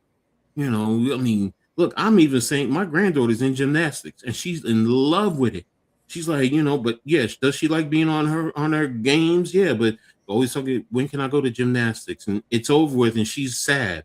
So, but I'm with you, man. They need to get out and do more. We used to use tackle people. Exactly. Tackle right to the car. With stick ball is or handball. I'm like, what? Bro, what are you talking about? Bro, I tackled one of my friends and his head went through the side window of the car, man. We were like, oh my gosh. So, but yeah, the man was upset. Our neighbor, he was upset, and he was also the one neighbor that we all just didn't like because he was always mean. But you know what? They were cool. Mm-hmm. And the neighbors were like, they weren't like they are now. They would be so fucked up, but yeah. Mm-hmm. They'd be crying, oh my God. Back in the day, they were like, all right, we'll get it fixed. Yeah, no, I mean, you know what I mean? Now it is day and age is fucked up. Well, look, don't forget, I'm talking about the 70s. So cars weren't fiberglass. Now they were more steel. They all metal. They were metal. Yeah, they were metal. So you did more damage to you than the car. But yeah, yes, but they were metal. You hit that thing, it's like, oh, we ain't care. We would go out and play on ice, man. Yep. We play tackle football on ice. Yep. Parents are like, no. We first it started with the snow, and we're playing, and we're getting it down to the ice by wearing it down. Yeah, the cars were like out of bounds. So bro. They were in bounds for us. No.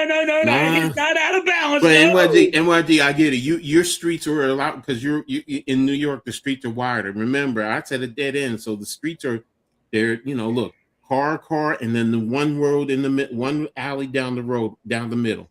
So if a car was coming this way and a car was coming that way, somebody had to pull over to the side because it was like literally 3 spots across. So I get you, bro. I didn't have a dead end road. But there was cars on this side and cars on this side. Mm-hmm. You had only a little bit. Yep, exactly. We didn't have a big 2-lane road. You had to pull over just to let the other car by. That's how you do it. But yeah, it was. Nah, Lou, we ain't playing no big puffy coats.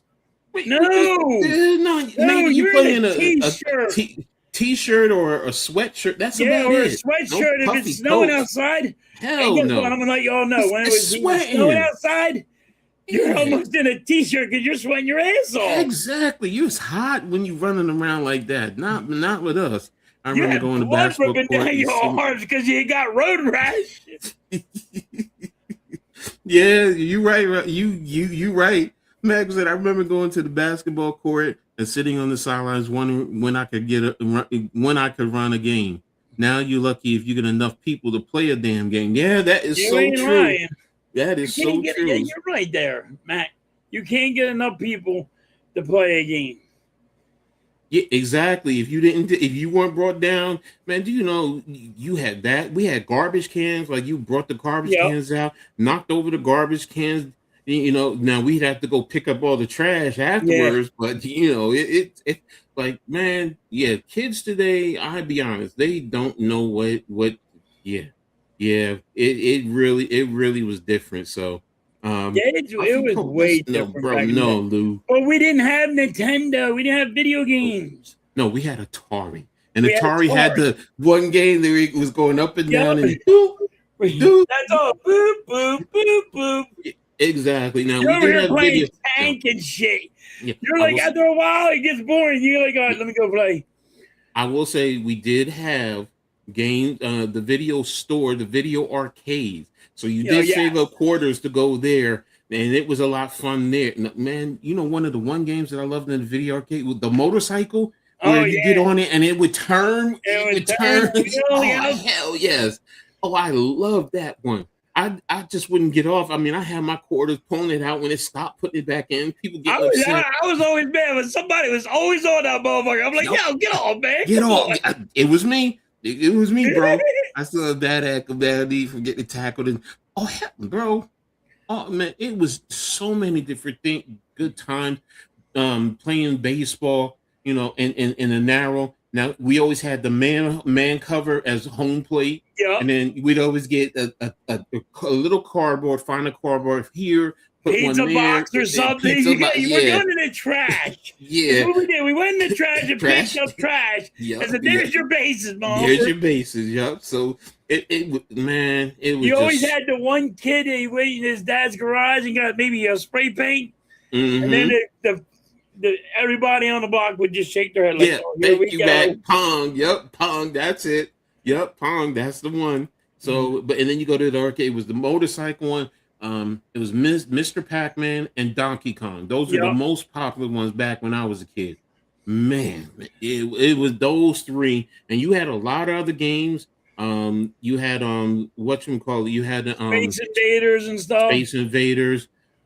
I'm trying to remember the one What's where that? you pulled the What's that ball. one with the ball that you had to keep on going like this? Like, you know what I mean? Yes, I remember. What was that one called? I don't remember the name because I'm trying to remember the other one, the other What's arcade. It was a bug, right? And had the, oh my god, it was just so many great games back then. You would move that ball around, but always pinch your finger in between the fucking cut. So there you go, Lewis and Mortal Kombat, Street Fighter 2. Yeah, those came a little bit after me. Yeah, they came out a little after. So, but yeah, all those games. Whew, man, see, you hung at the malls. Yes, but here's the thing: you got out. You weren't sitting in the house all day long. So I never was home. I wasn't allowed to be home. No, and then you always playing traffic. I'm over here playing on 295. Playing Frogger, the real Frogger. Y'all were talking about that earlier. Yeah, kids. We got 6 kids in line. Let's see who can make it. Over a high. Now that was crazy, man. I ain't gonna lie to you. That was crazy when y'all were talking about that. I didn't do that. We didn't do that because we weren't by the highway anyway. So, but we were real close to the highway. If we would play, man, my brother's friends would grab me, throw me in the back of a truck, get your dumb ass home.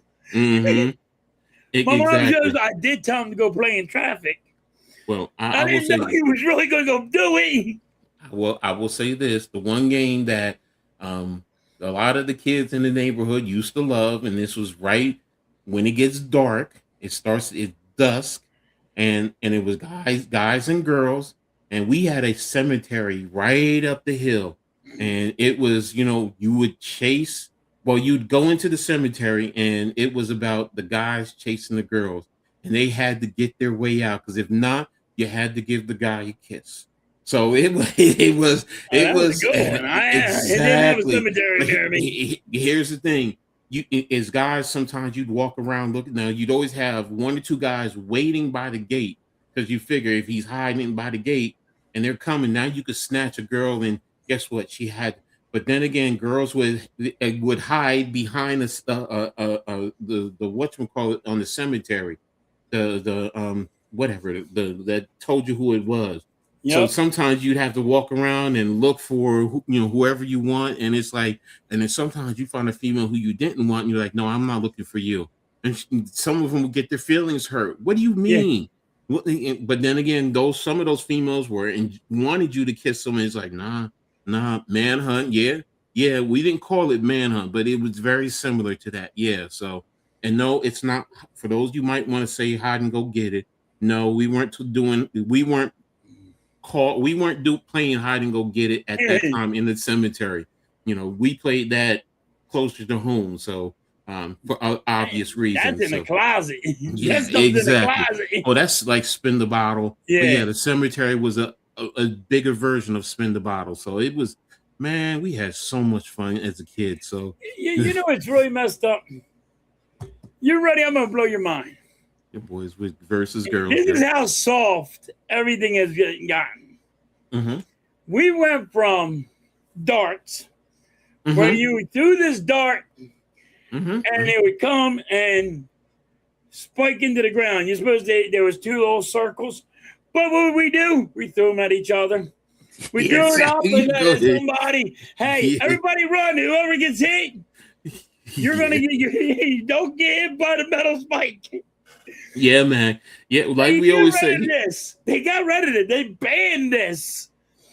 And we went to horseshoes. And then we went to horseshoes. Then they got rid of horseshoes. And they go beanbag toss. Now we're getting hit by friggin' beanbags. Well, they still have that. They have cornhole now, which is similar to that. Yeah, cornhole is like, it's the same thing as all three of these. Yeah, exactly. And now they got frisbee, like throw the frisbee in a bucket. Well, yeah, no, I'm seeing like they play frisbee football. I get it. No, this is a bucket. You gotta throw the frisbee in a bucket. In a bucket? Yeah. Throw a frisbee, there's two buckets, and you throw the frisbee and it has to land in a bucket. Okay, I'd rather play horseshoes. Yes, horseshoes or horseshoes.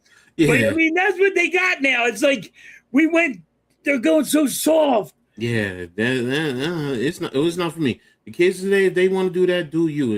I mean, would I do it with my granddaughter? What is this? The beanbag wasn't soft enough for you. You got to use a frisbee now. Yeah, man. I'm with you there. I'm with you there, but yo, let's before we keep losing track. Yeah. Now we're gonna go. We did I did a little bit of Yankees. We're good. Yeah. Question of the day: how did you decide to call your child or pet the name you did, and then also how did your parents name you? Go ahead, bro. You got it first. How did you name your kid? My son was named that my grandfather on my mother's side's name. So he was named after my grandfather on my mother's side. Okay. And then how do we come up with my daughter's name? Like my daughter's middle name is my wife's first name. And like I forget how we came up with my daughter's name, but it was just random. Like we randomly picked her name. But like we normally, when we grew up, and you took parts of names of your family and put it and made it one, like your uncle or your aunt that you use their names and put it in the middle and the first. That's how we did it. Okay. I can't remember how I got my daughter's first name. I forget. How did your parents name you? Well, they named me after my father. My first name's after my father. My middle name is after a great uncle. Okay. Okay. So I mean that's how we done it. Well, and that sounds almost normal. Now with me, I'm a little bit different. Because my name is actually Edward Rommel. All right, and technically it's going to sound crazy. Technically, I'm named after Edwin Rommel, who was a German military master from the 1940s. So if you understand, my father, he's my father's in the military, and he understood the tactics, military tactics, and Rommel was a master in military tactics. So, like when people hear the story, they're like, "But he was a Nazi," but that's not the point. It wasn't about that. It was Right. about the point that as if you're in the military, even if somebody's, the enemies. Sometimes you look at their hold on, move, move, go. Sorry, I had to get rid of the cat. You have if you're in the military, you look at military tactics and who's a great tactician, and you study that, and that's some of the things. And in being my father was in the Air Force, he had to go through studying the different military leaders, whether they are an American or the opposition, through the course of history. Think about this. I mean, for example, I have Sun Tzu, The Art of War, military tactics. So it's those are some of the things. So technically, I'm named after him because he's Edwin Rommel, Rommel, and I'm Edward Rommel, which is Rommell. So that's how I came to be named. So Right. and my siblings, they're a little bit differently. But the one thing I will say, my parents said that they took names from leaders. Like my brother after me, he's Cedric. So I forgot who my father said. There's a great leader that he said that he named him after. My sister and brother, who are twins. Um, my sister Tara, her middle name is Alexandria, so she was named after a leader. My brother Derek, he was also named after. I think it was a king. I can't remember the king he was named after. The point being, my parents always wanted to name us after some type of leaders throughout the Yeah. course of time. And now my children, my oldest daughter is named Passion Dama Dominice, and her Cappy's mother named her. That's how she got her first name. She let her mother pick the name, and I picked the Passion's middle name, and I took Dominique and Denise and put it together. And then my middle daughter, Essence Sadira, I gave her the first name. So Cappy had said you get to choose her first name. So I was sitting there thinking, and it was funny. We were at her. I was at her house, and on the table there was a magazine named Essence, and I was just like, man, it'd be crazy if I said just go call her Essence. And she heard me, and she said, I like that. She said, I like that. She's like, we got passion. Now we have essence. And she said, Yeah. passion is because of our passion. Essence is the essence of us. Yeah. And then my youngest daughter, Alora, Happy named her. And she said, because she took the name Alora and just changed it up a little bit. And I named Alora her middle name, Ira, because it means beautiful. So those are the methodologies that I use to raise name my children. So it's a little bit different. So, but that's how it is. Let me see. My name means knowledge. That's all I know. Hey, there you There go. you go. There you go. And not that halftime remembers, we had middle names picked first. I had to pick something that went with the middle name for both our kids. There you go. There's the answer. Halftime. She said. Okay, Miss Halftime has the answer. So there you See, go. I So, listen, Coach. I didn't pick shit. yeah, no, I get it. I get it. She runs the Miss Halftime runs the whole show. I just go to work. Go to work. Come home, give it a check. I get just you, bro. go to work. I ain't no good for nothing else. I'm just go to work. I'm with you, bro. So, but hey, the rest of you guys, go ahead. Tell us how you guys came to get your name and how you named your children or pet, if you have a pet. I will say I had a cat when I first met Cappy, and the cat name was Twix. And the reason why I called her Twix, because she looked like the candy bar.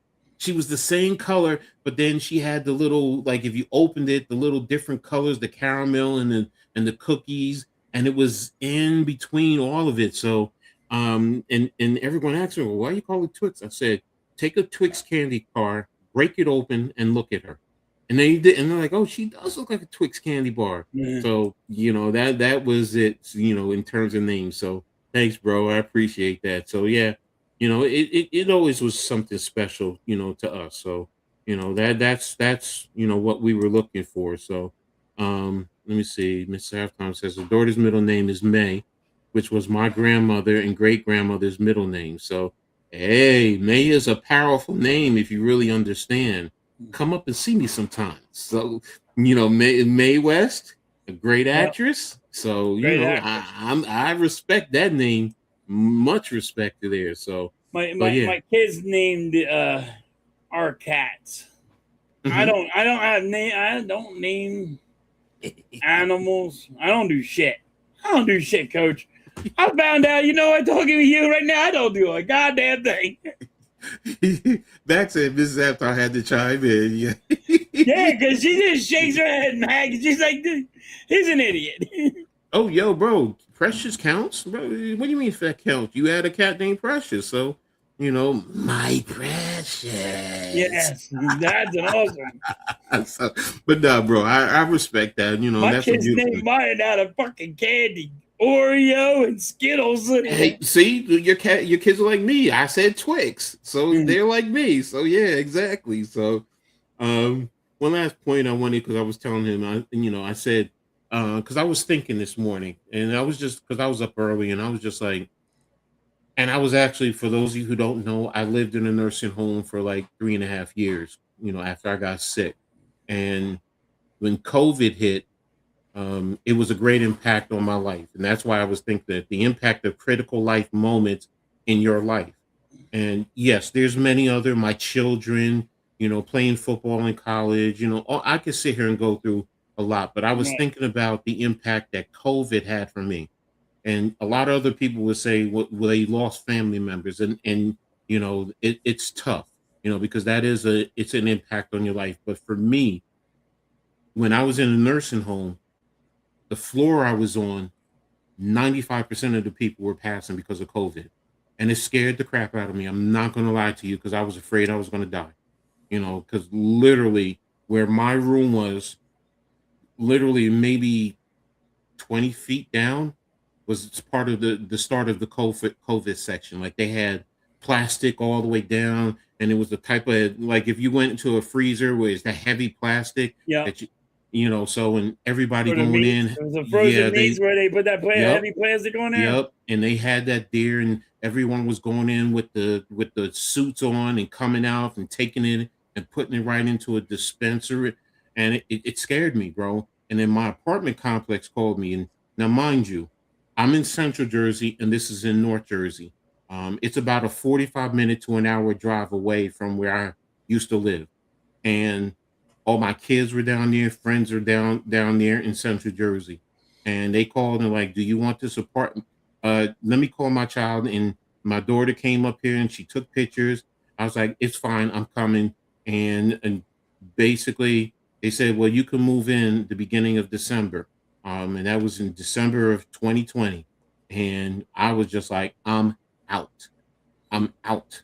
And because where I was at, my kids were one. My middle daughter was literally 3 minutes up the street from me, and my oldest daughter and my granddaughter, they're in the next town, but they're like 7 minutes away. So, and my youngest was, where was she at? Oh no, she was in Rawley, so she was about 15 minutes away. So, but it was just like, nope, I want to live to see my granddaughter grow up, and I was out. So, but for you, I mean, do you have a critical moment in your life that impacted your life? Um, Not really. Uh, Not really.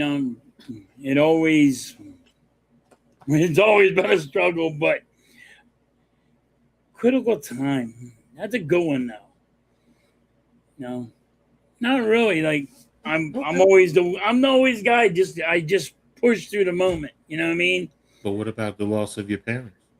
The loss of my what? My Your mother and parent? father. Yeah. My mother and father, they died of old age. My mom died of a Okay. heartbreak, and my dad died of cancer.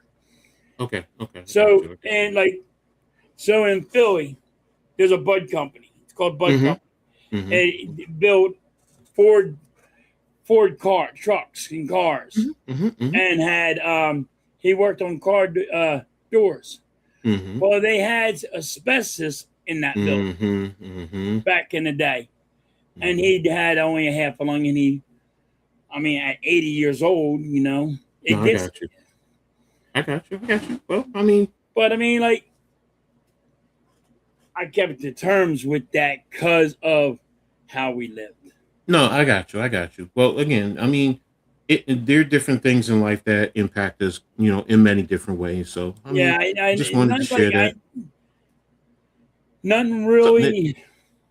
I'm heartless, Coach. no, you're not. My wife, You, my wife will tell you I'm heartless. I don't look at it as You know what I heartless. mean? I get slapped down so much, so it just is what it is. Like Miss Halftime has cancer. I Mm-hmm. guess you would say that's one of them.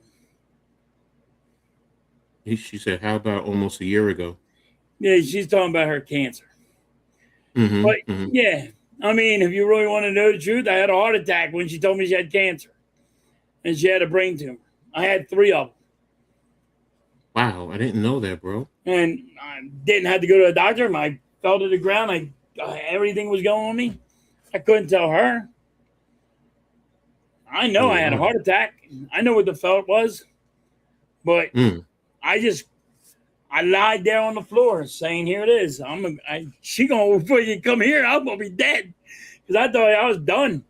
Mm-hmm. Mm-hmm. Mm-hmm. But Mm-hmm. I don't like I always say, I just roll up my sleeve and keep going. But see, But that is a critical life moment, man, and it had an impact on but you. I mean, to me I just like roll with the punches. I don't. but bro, it impacted your life because the thought of what happened to your But that would wife. be like that'd be the only like you know what I mean.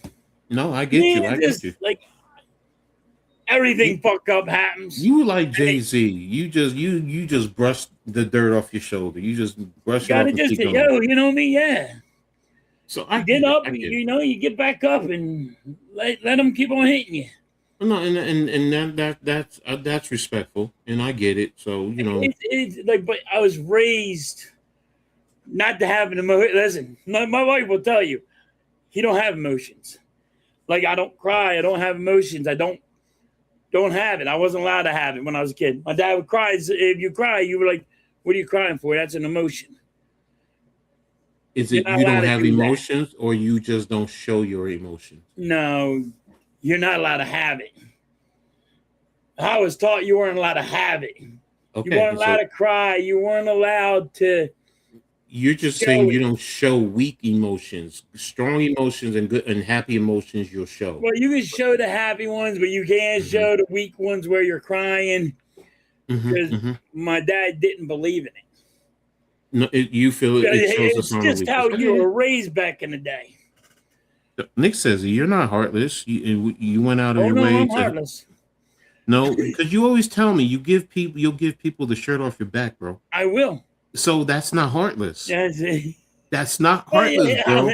I guess I'm cruel sometimes. No, you just want to show that you want to show how strong you are, and you don't want people to see any. You figure if you're crying, it shows a sign of weakness. I get it. That's how I was raised, though. I get it. I get it. It's what it is. I was raised that way. Like No, even my brothers, if you're my brothers mm-hmm. and my sisters, they don't cry. No, I get it. And you know what? There are people like But that. like You you don't. were taught, yo, what are you crying for? No, I get it. I get And it. if you're Yes, gonna there are cry, people. you better not be around somebody when you do cry. No, exactly. You're right. You're right. Hold the emotions in. Don't show it. Don't say because it shows you're weak. I get it. I get it. Me, look, when cat be passed, I'm not gonna I lie. was I raised, balled but up. I was raised different. But in the same token, I will say this: when I had surgery on my hip, and I had pins put in and taken out, and one time I came out of recovery and I took the covering off and I was popping the staples out. It was hurting, but I wasn't crying or nothing. I was popping it. So I Yep. wanted to open up and see the inside because the nurse came in yelling at me, "What are you doing? You're going to cause infections." I was like, "I want to see my bone because I never get to see it. I want to see it, what it looks like." And then she was like, afterwards, she's like, it didn't hurt. And I'm like, no, not really. Felt a little No, stinging, but that's it. But I get what it you're saying. stings. You I know, get what you're saying. it's not normal to feel what I'm doing, Yeah, but I exactly. can get with it. No, I get you. All right. So let's get ready to move on to the final subject. And we're gonna talk about the NFL. And let's start with the big news. Patrick Mahomes signed an extension with the Chiefs for an average of $63 million, where it's going to come out to be $500 million. Man, $500 million. This is crazy. But how What will is this? Joe Montana? I Thank you, mean, bro. what is who would be Reggie White? Joe LT. Montana? What Yeah, be Dan Marino thinking right now? yes, yes, bro. I'm with you there. The money that they're getting now, $63 million a year, and over the next 8 years, going to come out to be $500 million, a little bit over $500 million. I mean, what do you think this is going to do to the quarterback market going forward? It's gonna. They're gonna have to put a salary cap just on the freaking quarterbacks. They gotta do something. This is Yeah, getting out of hand. yeah, They gotta yeah. put. They gotta start. They gotta change this. This is getting out of hand. Because wasn't Dak Prescott making Yeah, over $50 million? he was making over $50 million. And Yeah. I mean, I get why you pay Patrick Mahomes so much money. You're paying Mm-hmm. him for what he has done, not what you think he's going to accomplish. Mm-hmm. Mm-hmm. Because you Mm-hmm. already pay him because he won you the Super Bowls. You know Mm-hmm. what I mean? You went to three Mm-hmm. straight Super Bowls. You know what I Mm-hmm. mean? You won 2 back to back. Mm-hmm. You're paying him for what he has done, Mm-hmm. not for what he's about to do. That you think he's going to do. Like the Dallas Cowboys paid Dak Prescott thinking he's going to do something like win him a Super Bowl. Mm-hmm. Mm-hmm. Now, is he going to do? No. But, you know what I mean? That's Mm-hmm. the thing. It's just too much money. It's just too much money. What is Joe Montana saying right now? What the fuck? Where the fuck was I when everybody was getting paid? No, I'm with you, bro. He didn't get I'm paid with like you. that. Lou, I just want to answer this question, because he says with the NFL moving more and more of the games to prime time off Sunday, are we reaching a point of diminishing returns with not enough games on Sunday? No, because people are buying it in volumes. Don't forget, you have Mondays, you have Thursdays, you have Yep. Saturdays, and now they're going to be playing more games during the week. So it's And they're going giving to you be more Fridays football. games. Yeah, and think about this: college football. What we don't realize, college football started doing this a long time ago. You have college football on Tuesdays, Wednesdays, Thursdays, Fridays, and Saturdays now. You do, you Right. do. The middle of the season, conferences like the MAC and the Sun Belt are now playing Tuesdays, Wednesdays, and Thursdays. Big Ten is playing on Fridays now. And matter of fact, they're going to be playing a Thursday night game, and everybody plays on Saturday. So the NFL is seeing that. So it's not a point of diminishing returns. They're getting more for their dollars, and people now, yeah, with the prime, that's frustrating. But let me tell you something, ladies and gentlemen. I grew up where sports was on CBS, NBC, ABC, and Fox. And then it went to cable. Yep. And what did everybody do? They went to cable, They went to which cable. we have now. Cable is you're Yep. paying for it, and you went from free TV to Yep. cable TV, which you're paying for. Yep. So yes, it sucks. This is in the beginning phases, but what's going to happen within the next 10 years? It's going to be normal. Everybody's going to have streaming, and they're just going to adapt, and you're going to go, because that's what Yeah, we do. you're Because just going to keep doing it. yeah, You're never going to get away from it. and the sports programs, they know this, because you want to consume your what you call, and let's be real, man. You have this. Yep. So you have streaming right here on your phone. So you're traveling. So it's not like you're going to miss. It's not like where I grew up, where you had to be home at least for the cable. Now you can take it with you. Like I was looking. Matter of fact, I saw on Twitter the other day when the Knicks won Game 4, and they showed a shot of people in the airport Yep. watching the game. Now Yep. it was on a big screen TV, but they spanned it. And I kid you not, it had to have been about maybe 100 to 150 people out there just watching the game. So people take the game with them. So whether you have your phone, your tablet, your laptops, you're gonna see it. So it's not It wasn't like back in the day. It's nah. not. It's way different now. Yeah. So and yeah, that's why you restructure, the contracts every other year to give it free. Every team does that. Chiefs don't. Oh yes, they do. Yes, they do, Lou. Yeah, you go look at these other teams. They restructure contracts. Yeah. They do. Now they might not do it at the rate of the Eagles. I will say that, yeah, because y'all use those void years. Y'all really do use those void years, but Yes. other teams do it. Yeah, everyone is doing it. So, yeah, I love what I do too. I'm a college football fan, bro. So matter of fact, I'm about ready to go order my Phil Steele magazine so I can break down the different colleges. So, so because I want my news and I want to be ready for the college football. I'll watch college football over the NFL each and every day. NYG will tell you. He'll tell you. I watch the NFL. I watch women's basketball before I watch the NFL and the NBA. That's because that's the sports that I love the most. So, but yeah, I don't mind the NFL every day. I mean, you don't have a lot of games on Sunday but you have more. That forces more people. Now, think about this: if you have more games on, they're going to have less guys on a lot of other games sometimes. Yeah. So now you're getting to see sometimes. Yeah, you have less games, but now you have more people tuning into a lot of these other games because we want to watch football. But We do. there's also games that people don't get to see in the NFL that you're going to be able to see on a Friday or a Thursday or a Saturday. You're going to be like, I didn't get to watch all these games. You're watching more games. They're giving you more games to watch. That's why, like back in the day, you only got to watch 3, 6, and 10, where there was a couple games on. You know what I mean? Yeah, Now yeah. there's going to be, instead of watching just 2 games, you're watching 10. They're giving you more. I mean, yes, is some of it not worth the money? Yeah, because the teams are bad or whatever, and you don't like them. But there's somebody else out. There's somebody else there buying it because they want to see like the Dallas Cowboys and the Jaguars. I'm a Jaguars fan, and I'm from New York. And you know what I mean? I don't get to watch them now. Now they get to watch them. Lou, you're right in terms of can't affording it, but guess what? People find ways to break something.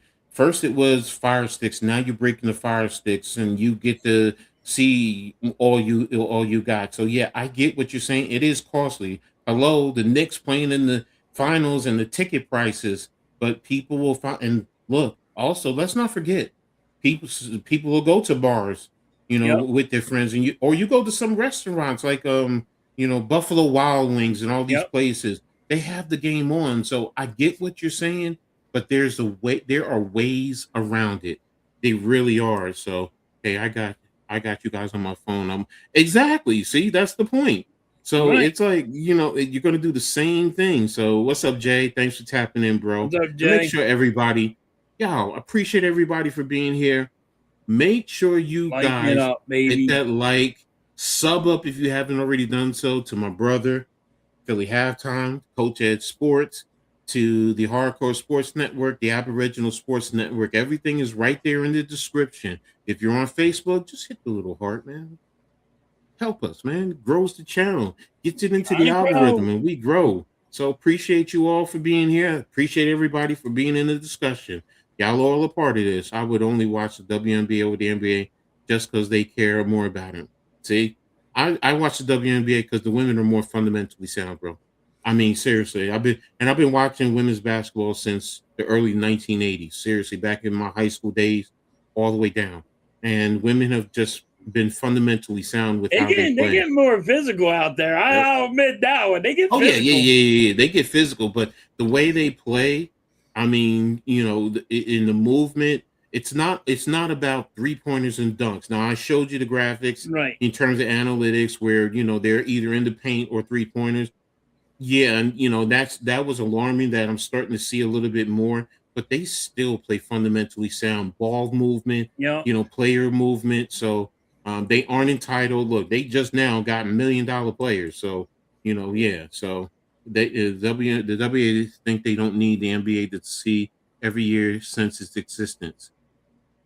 WNBA think they don't need the NBA to succeed. Well, I mean, the NBA still helping, but I'm going to counter that. Okay, the New York Liberty used to play at MSG, and Dolan sold the team. Now they did go to Brooklyn, so it is not the same arena. But my point being is, yes, you're playing in NBA arenas, a lot Right. of places. So yes, you need them, but they're succeeding. They're showing their success overall. The NBA is not filtering a lot of money like you would think. They're making the money on their own merits. They really are, Jay. I'm telling you. They're think about this. As much as I criticize Caitlin Clark, she's bringing in people to watch the game. Yeah. Angel Reese, she's bringing in people because they want to see her. They want to see the So, physicality. so I get you what you're saying, but they are doing it. They need the NBA for the arenas, but their TV deals are theirs. That's theirs. That's not, and the NBA did not negotiate that. They negotiated that. So I get what you're saying and the perception that everybody thinks that they need the NBA. They need the NBA. If you want to talk about the arenas, okay, fine. But think about this: they're filling out the arenas. They're filling out 19 and 20,000 per game, and that's good teams and bad teams. They're filling the arenas, so they're doing their part. So it's I don't think that they need the NBA per se, except for the arenas. So, Coach, if the NBA goes on strike, the NBA will. Yeah, you're right. You're right. You're right. That'll help the women's basketball when the baseball goes on strike because they're not going to have nothing to watch. I mean, think about the WNBA. They're expanding. If you just need the NBA, then you wouldn't be expanding. They just expanded 3 teams in the last 2 years. They have another, and they have one going for the next 3 years. They have Cleveland, Detroit, and Philadelphia coming, and they're still talking about possibly expanding even more. So I get it. They're far more skilled than the men now because they accept. For the most part, you have those moments where some of them are Caitlin Clark. I had to give my dig. The women's game is how the NBA should be. Yeah, I mean, some of them are, but again, the women have their issues. I'm not going to sit here and say like they're totally perfect. They're not, No. but they are much better than the men's game. I'm sorry, they do. I enjoy doing the WNBA, watching the WNBA. Hey, look, the Knicks are winning, so I'm not gonna lie. I'm enjoying the ride. But there have been plenty of times the Knicks and the Liberty are playing, and I've turned on the Liberty over the Knicks. AAU killing the NBA. Yeah, I've never seen you so excited about the Knicks, Coach, because you're normally always like 53 years. Trust them. Yeah, no, but 53 years, bro. That's why. Yeah. The WNBA, they now has fake reps like the NBA. Yeah, no, there's issues there. Again, like I said, it's not perfect. The biggest reason why the WNBA is built red is because the NBA. If the NBA didn't build, you keep saying every year, and I'm telling you, Jay, like right now, the last few years. I'm only talking about the last few years. Prior to that, yes, you are 1,000% correct. But I'm telling you, bro, as someone who follows the WNBA every year, I've been following it since day one. The last few years, it's more on their own merits. You don't see NBA teams funneling into. Oh, I forgot about Houston. Houston is getting the Comets back. So it's like, that's not the NBA. That's because Houston market wants it, and it dictates that they want a team.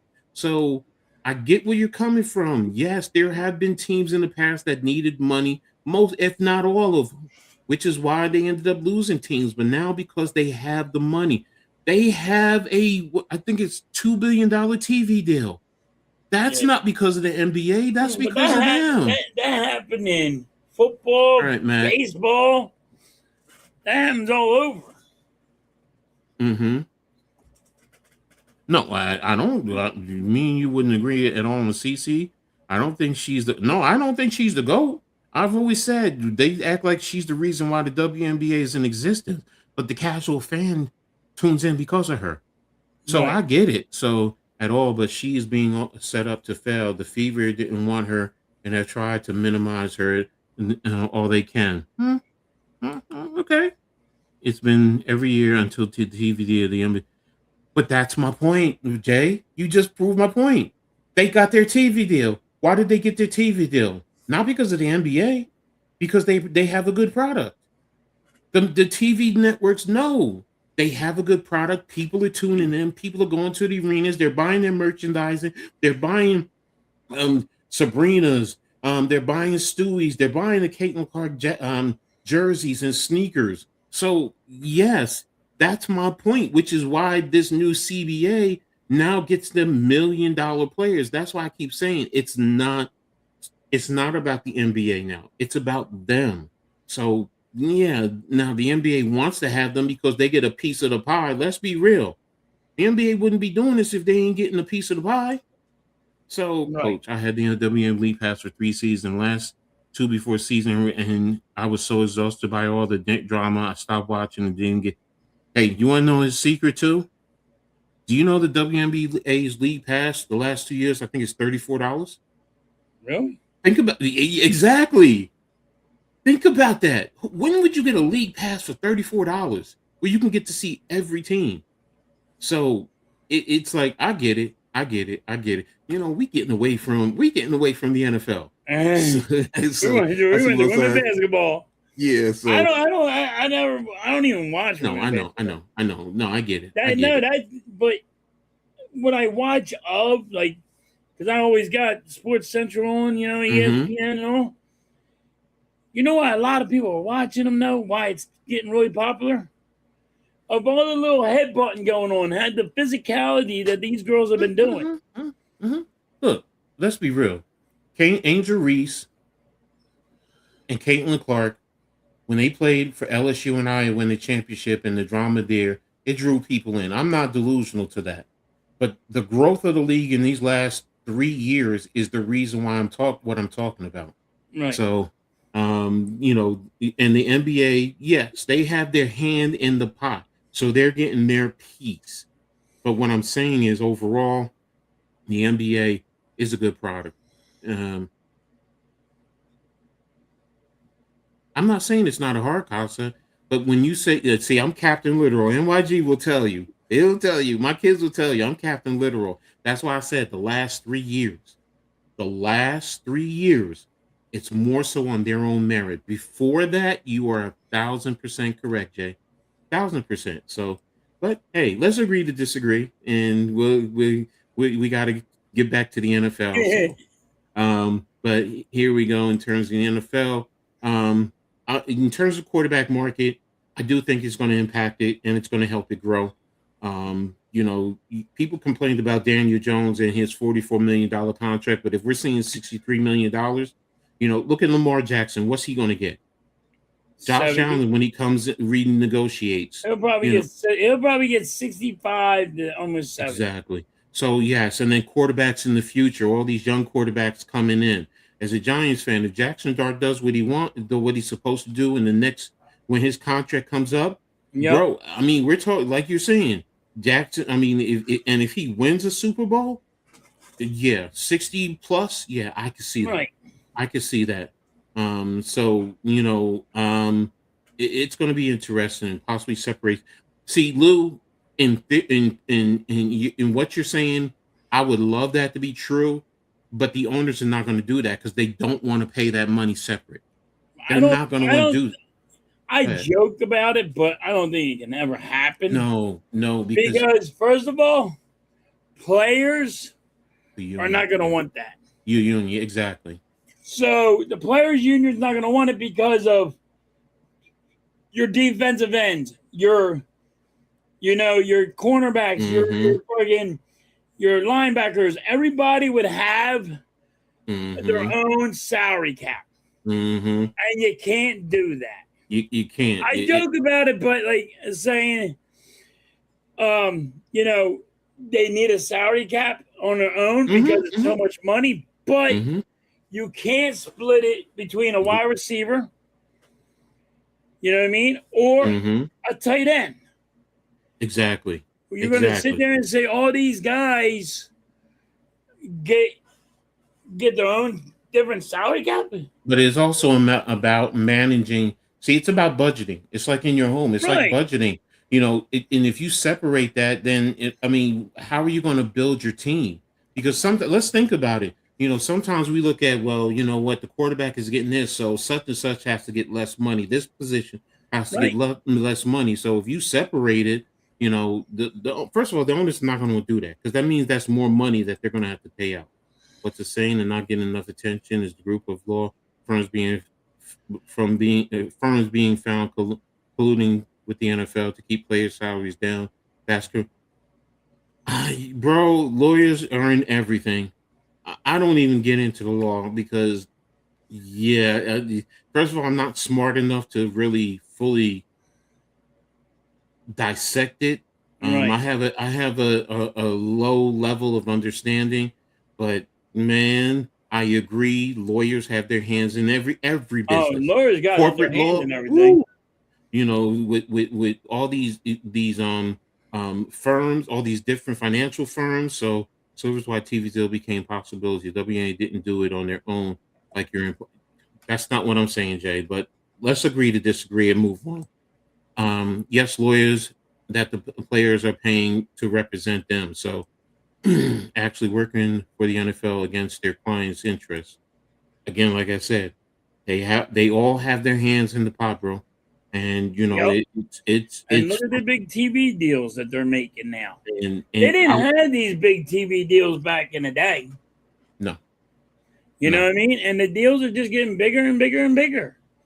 But I mean, all the commercials and all. But at halftime, guess what? Guess why they're doing all this? Because of us. Yeah. We're the consumers. Supply and demand. Yep. It's supply and demand. So a salary cap for career is about protection for GMs that can't manage the cap and give out these.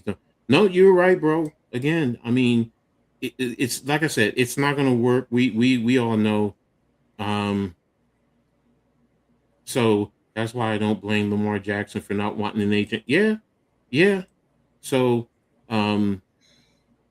if that's what you took from what I'm saying, I apologize. So again, Jay, let's close this door.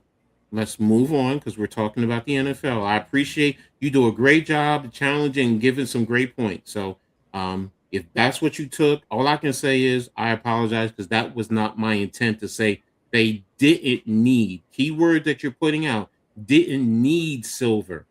All right. But I am saying that if you take a look, the commissioner of the WNBA is the one that sat down and negotiated this contract. Did she talk to Silver? Yeah. Why wouldn't you? Why wouldn't you also talk to the commissioner of the Major League Baseball, of hockey, of the NFL to get different perspectives? But what I'm saying, it was Silver in there negotiating? No, he wasn't. Sorry, he wasn't. So move on because you want to move the goalposts. Makes sense. No, I'm not trying to move the goalposts. I'm trying to move my show along. So, but next point, next topic is where is Patrick Mahomes in the all-time rankings? You and Mitch were talking about that earlier. So, and he said, I said he was like ranked top 5. I said I ranked him around 4, 4 or 5, right? But there's because of back in the day and like how football is now than back in the day. Back in the day, they normally ran the ball. They didn't really throw the ball as much. Now they're throwing the ball. So but I rank him right now around 4 or 5 in the ranking of all time. Mm-hmm. But there is, I mean, you can go if you want to go how far back you want to go. I mean, it's unreal. Argument. You know what I That's mean? so that's why Because that's the tricky part to me. here's my thing though. When you talk about this in terms of all-time rankings, okay? Um, what's the criteria also? That's Because right. That's what I mean. I get it as fans. We get our emotions, myself included. And I was looking at it the as of right now. You know what I mean? Because he won back-to-back Super Bowls. mm-hmm, That's why I put him so high. mm-hmm. But I mean, let's be honest. Dan Marino, yeah, he ain't got one, but he's got to be up there. And it's also about the like you said, back in the days they ran the ball more. So would you put Barry Sanders higher? Would you put Emmitt Smith, Walter Payton, Yeah, Jim Brown? Let's go back to the 50s and the 60s. right. So it's like, and that's why I said to you guys, are you including the 20s and the 30s because of their era?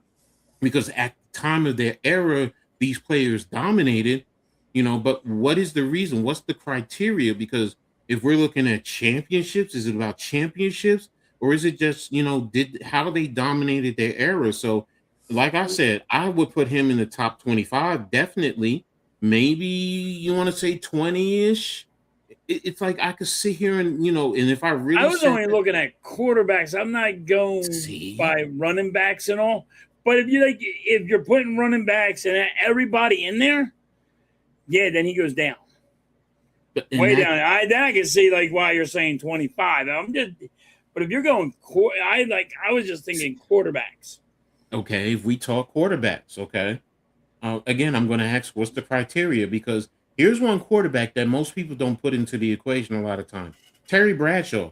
Right. Terry Bradshaw won 4 Super Bowls. He's undefeated. He's won MVP championship. So it's like, okay, why do we not include him in the top quarterbacks of all time? And again, that's why. And you got a good point there because he's never in the talks. No, he is never in the talks. But see, so is it that everybody's looking at stats? That's why I say, what's the criteria? That's why I say Patrick Mahomes. I mean, look, kill me all you want. Brady's won 7 Super Bowls, but he got 3 losses. Right. 2 of them to the Giants. Right. And you were 18-0, and you lost to the Giants, who everyone said you should mollywop, you should destroy all this and that. Yep. So why is he the all-time great? Joe Montana got 3 Super Bowls. Yep. Terry Bradshaw has 4. Yep. They're undefeated. Yep. So it's like that's why when people make these arguments, it's weird. And I understand it though. It's weird. I thought I would put him high, but like I said 4 or 5. But Bradshaw doesn't. He's underrated. Yes. He's very underrated. He's not even, if you go look at everybody's list, he wouldn't even be top 10. Out of all quarterbacks that ever played the game, he wouldn't be top 10. Because you know why? And this is my belief. It was, they would say, oh, Pittsburgh's defense. Oh, wait a minute, Montana. You know what I'm saying? Yeah, exactly. But that's my point. A scapegoat like that for Bradshaw. Here's just like Lou said. But he was the quarterback. He was a game manager, and he didn't. First of all, he had 2 elite receivers, so he did throw more than you realize. He threw over 4,000 yards. Yes, it's like we sit and we diminish, but look, he didn't have the big stats, and yes, he had a prolific running back game with Rocky Blyer and Franco Harris. So I know my Steeler history. So I'm not going to sit here and say, but that's why I say, what is the criteria? Is it about winning championships? Then why are we putting Tom Brady up there? Because he has 7, but he has 3 losses. He's been to more. He's at a 700%. Yeah, but he cheated. Look, look. As far as the football situation, I'm sorry, bro. I did it too. I used to deflate footballs a little bit. I used to pump up some, depending on what my quarterback liked. So, yeah, I get what y'all are saying, but it didn't really impact the game more than you realize because every quarter he got caught, but It does a every little bit. quarterback It does it. does Nope, because nope. if my wide receiver can grip the ball better in the air, and it's not like me throwing a brick at him, there is a difference. Look, bro, it's not going to deflate it that much. That's the thing. Everybody thinks it's really deflating. You But can't it's throw the because it was football. supposed to be for the cold weather. Exactly. But here's my point. You still have to throw the football, and there's still some give in the football. It's Yeah. not so you're still getting. Why do you think they put a range? If that was the case, it would be one flat range, one flat number, and that's it. They give you a range, keep it in between these. So my point being is they're telling you you can play up and down with it based on what the quarterback and But your wasn't receivers. that because of Peyton Manning and No, they've been doing the halftime. They were doing this back when I was coaching in youth football. but I mean wasn't like didn't the NFL pass that rule and adjust that rule because of Peyton Manning and I forget who else it was complaining about it? Might be wrong on it, but I Oh, think they passed that rule because of Peyton Manning. I'd have to research that. Oh man, when did the NFL first initiate football inflation and deflation? The first established strict universe in 1941. They regulated air pressure standards in 1941, requiring Yeah, but they footballs to be changed it inflated. because they changed it again. No, I mean, yes, throughout the years, they're going to adjust things. I'm not going to sit here and say they don't. But what I'm saying is when it first went into play was in 1941. So, and yes, some quarterbacks are going to complain, they want it softer and they're going to give you a different range because here it was 12.5 to 13.5. So, Right. did they give you a little bit less and drop it down? So, but here, let me get caught up in the chat real quick. Bradshaw was also very clutch in the games. Montana has 4 as well. Yeah. Okay. Yeah, Luke. Thank you. Coaching spitting facts. I think Belichick cheated is a way bigger deal. As far as film, yeah, Spygate is a bigger deal. So I will agree with that. Wasn't the only one trying. No, look, Jay, I'm with you. Ladies and gentlemen, I've been trying to steal signals from the first time when I first got into serious coaching. Why do you think colleges always had somebody covering, you stealing signals, or they cover their mouth so you don't read it? We're always, as athletes, we're always looking for a competitive edge. We push the envelope until we get caught and then we get smacked on the hand. That's Yeah, the that's the truth. problem. There's not. I mean, be honest with you, does everybody do it? Yeah, but who gets Yes. caught? Caught Listen, exactly. hold on. Let's be honest here. You're in school. You were cheating in school sometimes for a test. Who got caught? Who didn't? Damn it! I'm gonna admit it. Lou, I'm admitting yes. now. I admit that I ain't in school Yeah, no we more. all. Well, no, I didn't cheat on tests. I'm not gonna lie, because my father was always mad at me, especially in high school. He was like, "You goof off, get C's and bad grades, but you put a test in front of you, you'd ace it." And I'm like, "Yeah, advanced, but." Yeah, coach. I aced the class. I aced the test. Right. Mm-hmm, And my teacher never believed me that I had to retake the test mm-hmm. in a different, and they put me in the box. You know what the box is, right? No. In school suspension. Oh, okay, that's what you called So it. they Okay. put me in the classroom. They called it the box. They Mm-hmm, call it in school suspension. They call it different things. mm-hmm, mm-hmm. But I'm sitting there. I had to take the test in a room. There's nobody, no teachers, no nothing. Mm-hmm. And they're sitting there making sure that I did this right. And then I passed it again, Mm-hmm. same grade. And they still said I cheated. I said, get the fuck out of here. How did I cheat now this time?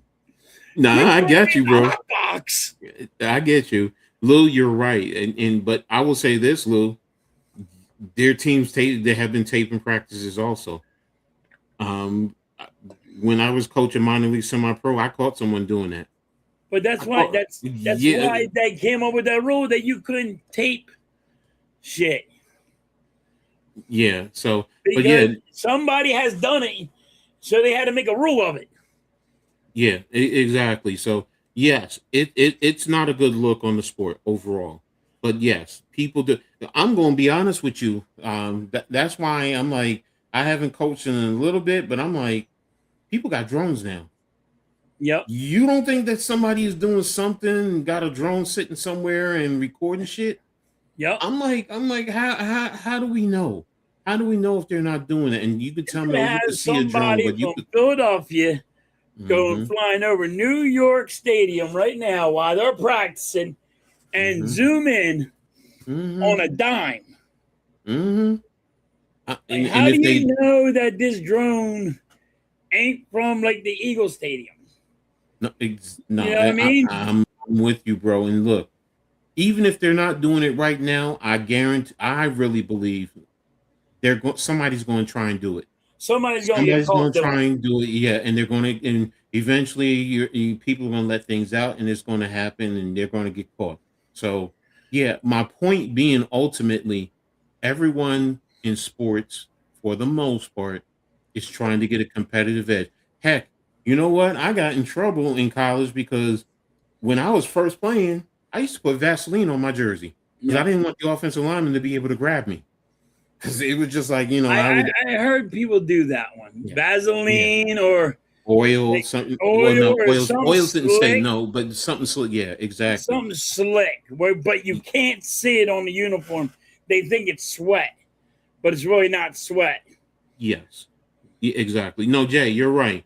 You change up your calls every week because teams have a tendency.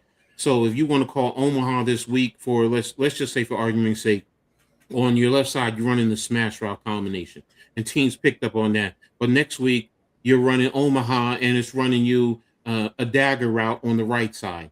So it go. You're right. You're 1,000% correct. That's why you change up certain things and you do certain things, because guess what? People have ways, and let's be real, they'll even pay your own people in your own organization. I'm sorry. If somebody came to even the janitor, look, here's some special glasses, you're on the sideline or you're in the stadium, I'm gonna give you $1 million. I'm sorry, if they gave you that janitor $1 million, he's taking that damn money. I know I am. So I'm like, I get it. Here's one that is done. The playbook. What do you mean it's done? So say like Belichick gets a guy from Miami, says, before you get here, I want that playbook.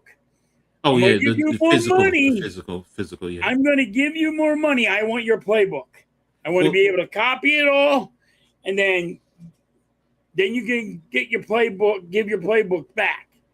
Well, they don't have a physical playbook anymore. Everything is digitized, bro. Well, so you can have somebody crack the code when they did have a playbook. Yeah, no. Damn, Lou, you went there. I'm not even touching that. Let me get back to Mahomes. I said Mahomes all time is, and I'm talking about all players, top 25 in terms of quarterback. If you want to say he's top 10-ish, I'd have to really sit down and look at it and break it down. I'm fine with that. I guess you can make an argument. I could listen to arguments for him being a little bit higher. So but like you said, halftime, you were talking about quarterbacks. So I was just talking quarterbacks. But then again, like I said, I mean, I wasn't really examining it. Like I was just going off the top of my head. Like, but you're right. Like Terry Bradshaw is. Nobody really speaks of him. Even though he got 4 Super Bowls, even though you can't say he was not throwing the football because he spread the ball around. Mm-hmm. You know what I mean? He had two guys that had over 1,000 yards. Lynn Swan and John But you know, Stallworth. you know what they said? They said that defense was so dangerous because of Mean Joe Green and, you know, Elsie Greenwood, Jack Ham, yes, Jack Lamb so were they gave it to the defense. That's what they did. Like that's that's one of the issues to So me. look at the scores at the time. They were high scoring at the time. They're not in today's game. I get it. But at the time, they were considered because you could have a 10-7 game on a regular basis. And now people don't want to see that. So, but then again, that was good football back in the day. Yeah, for me, that was like clutch football. Now, if you ain't got 20 goddamn, if you ain't got 20 or more points, you know what I mean? Mm-hmm. Exactly. So last thing. You sucked. It wasn't the defense that kept you down there. All right. Last topic. How are the Eagles adjusting after the A.J. Brown trade, first and foremost? I don't know. I am concerned about this. Mm-hmm. And people are not getting it. I don't understand.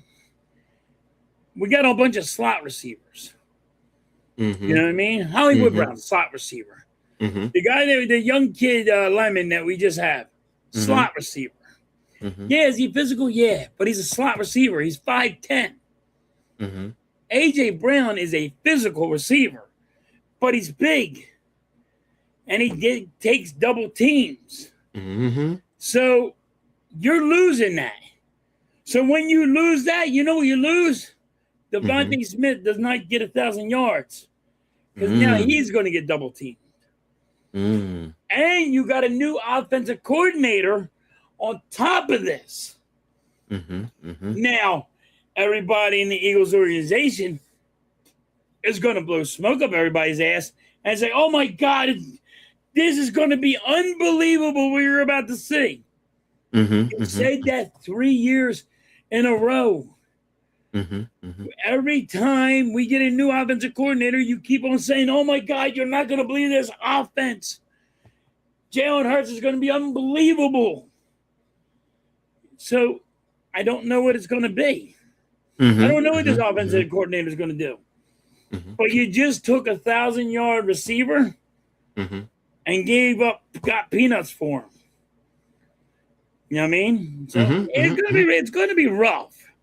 People think it's going that the Eagles are not going to miss a heartbeat, and that's just because that's fandom, and I get that.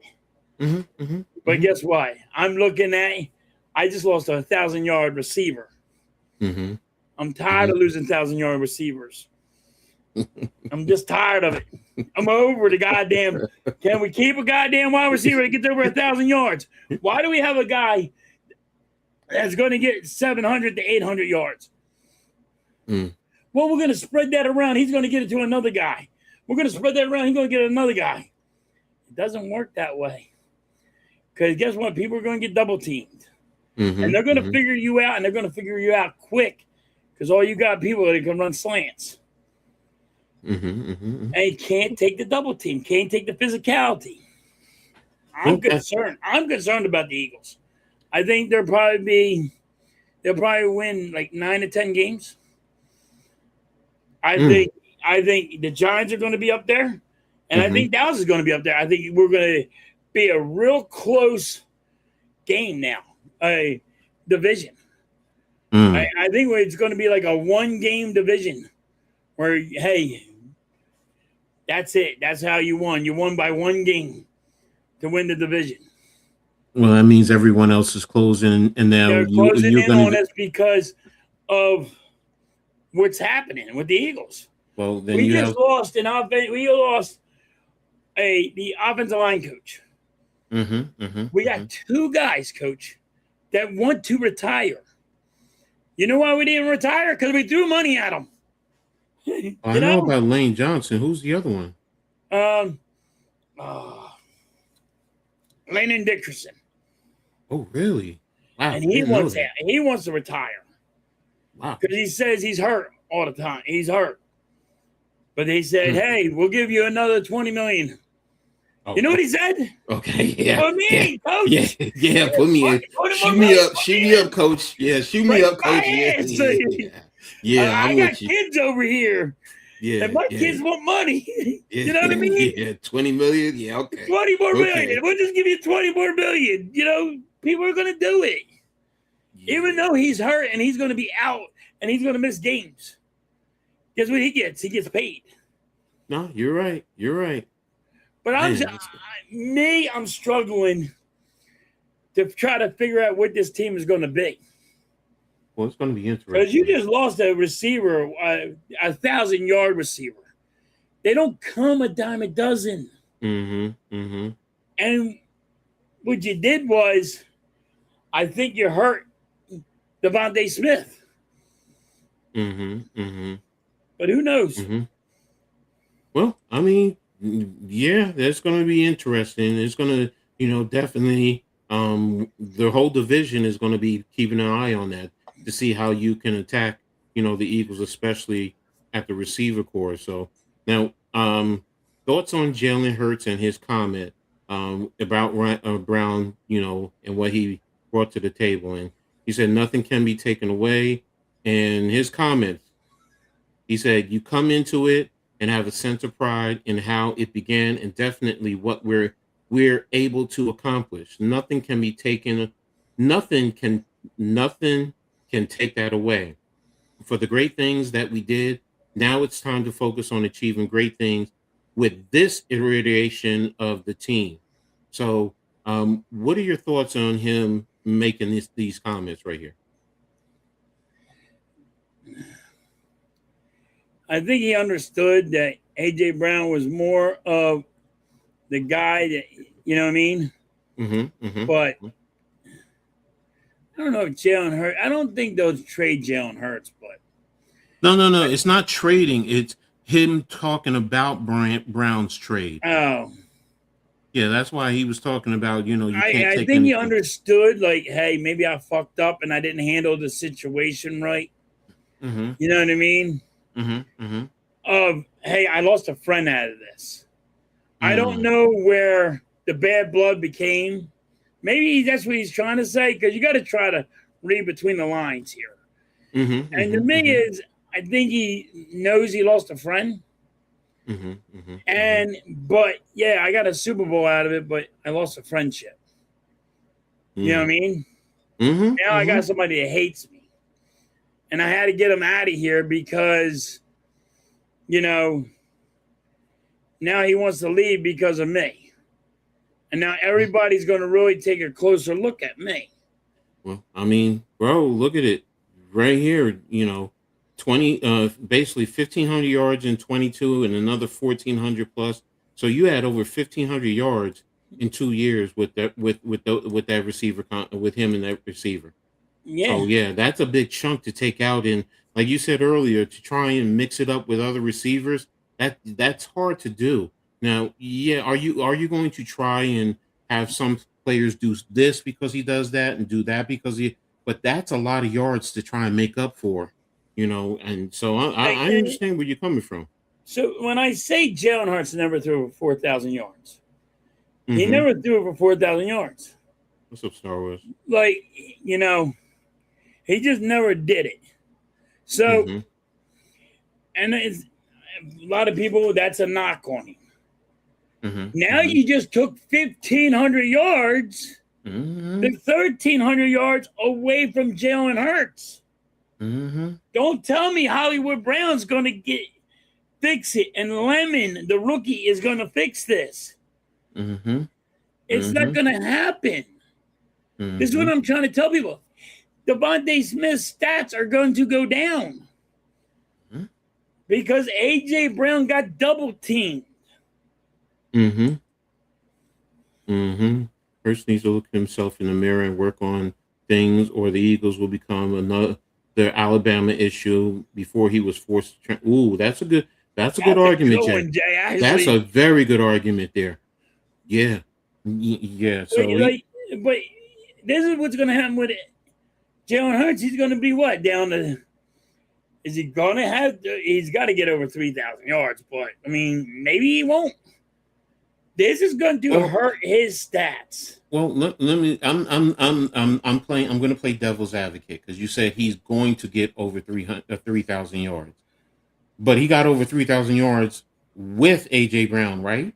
He got over 3,000 yards with AJ Brown. Yeah. So does that mean? Doesn't that argument say he might make under 3,000 yards? He could.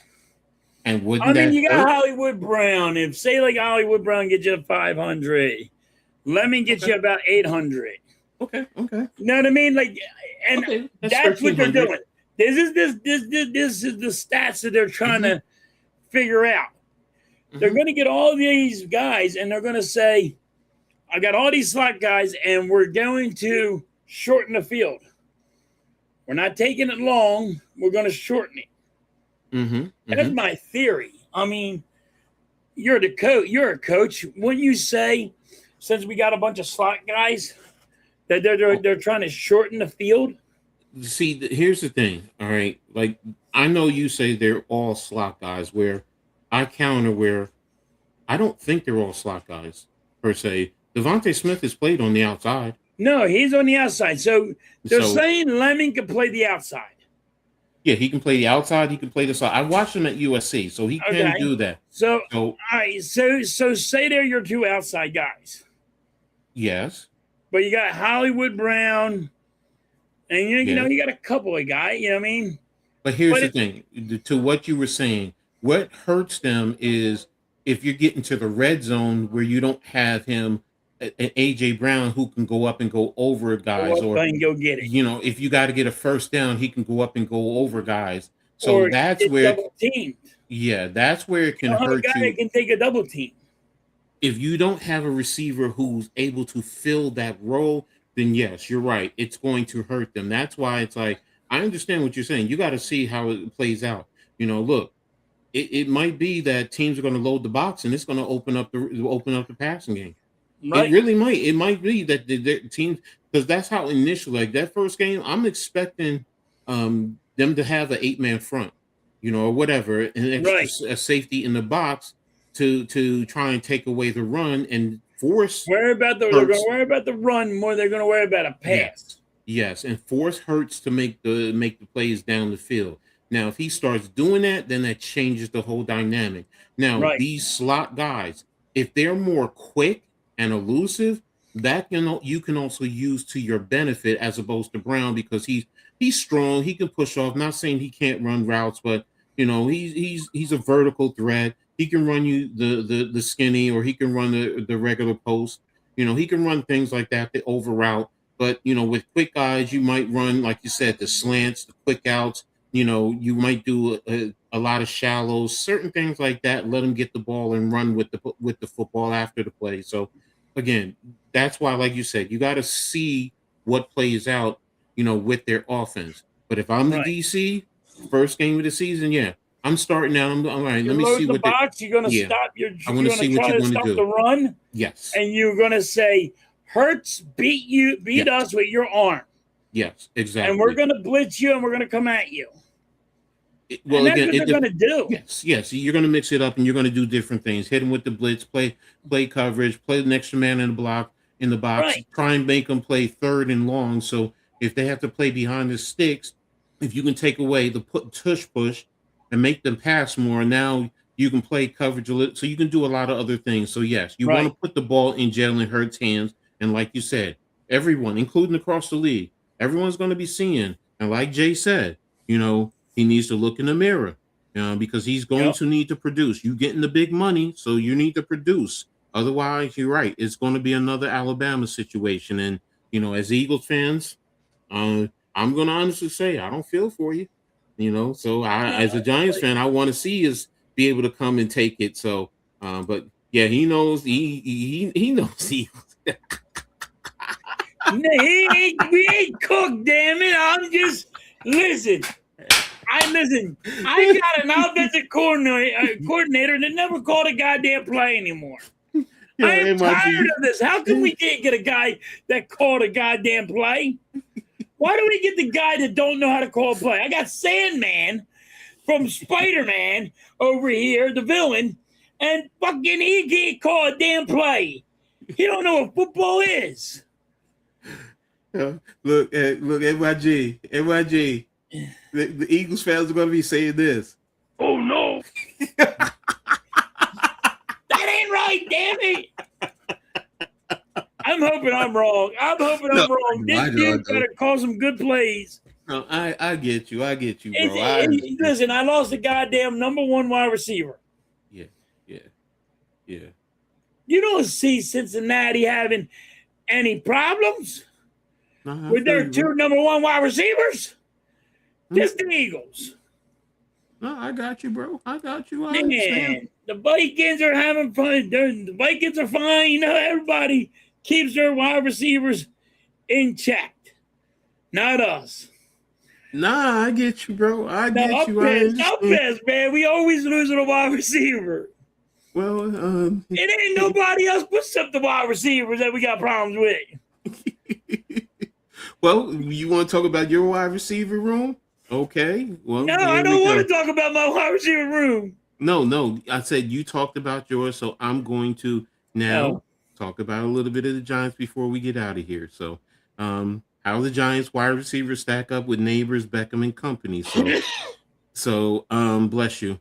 You know, it says, here it is. The starting receiver at the mandatory minicamp this week was Darnell Mooney, Calvin Austin, and Malachi Fields to basically start.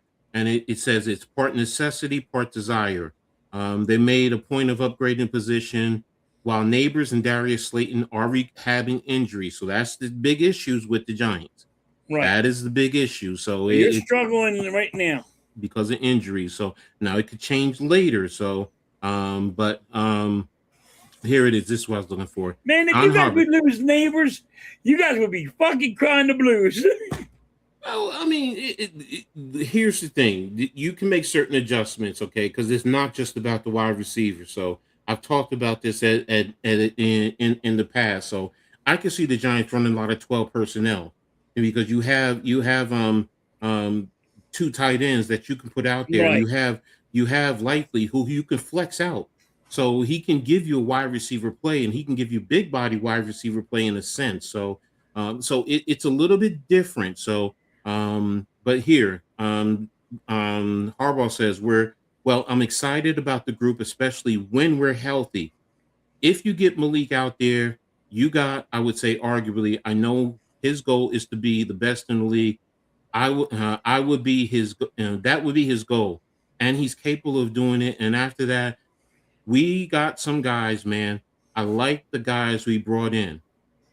We're practicing well, as you see. All those guys are practicing well. The guys we brought in free agency, we drafted a really good player in Fields. We'll get Darius back, another guy. When you step back and look at it, you got about 5 guys you feel really good about. Those 5 guys are Neighbors, Slayton, Mooney, Austin, and Fields.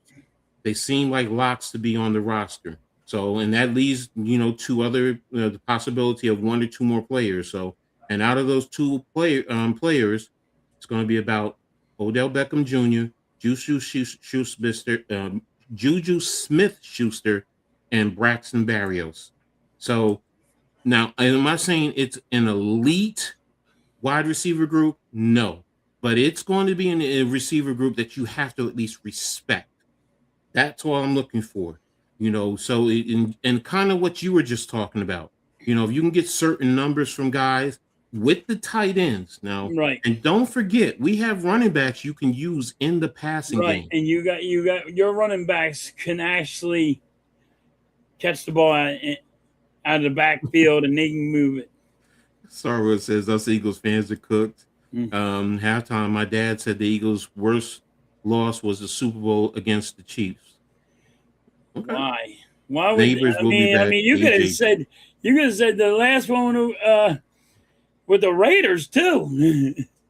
Oh, way back, yeah. Way back when the Eagles had to go against 1981. Yeah, Jim Plunkett and all of them. Yep. You could have said the Eagles lost the Super Bowl against the Raiders was the worst one. I mean, Exactly. Fogbo pissed me off because after I seen the 49ers and the Ravens had a timeout because they had light issues, how come you didn't do that because of the fog? Yeah, I get you, bro. I get I mean, you. yeah, the Eagles with the Raiders Super Bowl would probably be one of the worst. Well, I mean, yeah, we could all talk about a bad Super Bowl for our team. I know the Giants Yep. can, so And but it's just, okay, what did you say? but yeah, you can always just pick it with worst Super Bowl you Yeah, had lost to. yeah. But New England. Well, the Giants only have one, so I'll leave it at All right. that. But yeah, looking at the Giants wide receiver group, and again, we have a new coaching staff, we have a new philosophy. It's not the Giants of last year. We don't Right. have the bum as the head coach, so we have a true adult who's leading this organization. So I now, can't believe the Baltimore Ravens let him go. Get rid of him. well, Very dumb. it was I think because that's the dumbest move. well, because he didn't. He said he was bringing back whatchamacallit, who went to the Browns as head coach, and they didn't want that. So, and Lamar didn't want that, so Lamar won out. No, that's ultimate what it boiled down to. So, hey, you know what? Thank you. Another one man's trash. A jig. One man's trash. He's Hey, another. I'll go to the Giants. Yep, exactly. So I got young guys. exactly. So we have a bum as a coach. But talking about the Giants receivers room, okay. We have the ability to develop also. I mean, and look, some Giants fans will kill me for saying this, but I don't see a lot of pressure on this organization other than what we have put on ourselves. The expectation is low on the Giants. Right. Right now, they're expected to be fourth, and people are I've seen some people say, look, they might not win, they might win 4 or 5 games. Okay. Where I'm like, you know what? The low end for me, and that's bad, is 7 wins. Now if you told me 8 to 9, okay, I'm good. 10 would be an outstanding year. So, Right. but again, getting back to what I'm seeing with the Giants wide receiver room, they have the ability to have playmakers out there. And don't sleep on Malachi Fields. All right. And don't take what you just saw only from Notre Dame. Go back and look at him in Virginia. You're going to see his ability. He's a 6'4" wide receiver, just like you're talking about AJ Brown, big body type of receiver. What hurt him was his 40 time. I don't need him to be like that. But you don't just need go a 40 time. You need a big body. Yes. And All that's you the need point. you need him a red zone guy. You need him for a first down. And here's the other great thing about him. He's You need a him to be a phenomenal physical guy. yes. And he's a phenomenal run blocker as a wide receiver. Okay, He blocks so like that's he's even better for your running back. Exactly. So now, once he's out there, you can't say, "Well, it's run," because now you can play action, and he can still get out into the passing lane. So Even if you pass it to your running back, a little slant, yes, he's blocking, and he's already pushing that guy down the field. yes. Same thing with your tight ends with Theo Johnson and Likely. You have 2 tight ends that you can use in the passing game. So it's like it's not dire. Like if I'm a coach, I'm like, okay, I could use 12 personnel and I can still give you 11 personnel look by moving Likely out. So there's so many different things I can do. And now Odell Beckham Jr., as long as you can be a vet, I'm not looking for you to get 1,000 yards. But if you go out there and you produce and you get 400 yards, 500 yards on the top, I'm happy if you make the team. Right. Same thing with Juju Smith Schuster. I'm always trying to combine his last 2 names. Halftime. You like what I call? Yes, I did, Stars. I like me. Okay, so He's a bum. So he's a bum. He's a bum. He's a damn bum. So. But again, that's what I'm looking for with the Giants and their receivers. So it's going to be interesting with both teams to see how the receivers. Right. I mean, produce. we both don't know what this is going to be. We're just looking at, as a fandom, we're just looking at our team. Exactly. So You know what I mean, but, you guys should be excited because you got a good coach. yes, and also got some good coaches to be right behind them.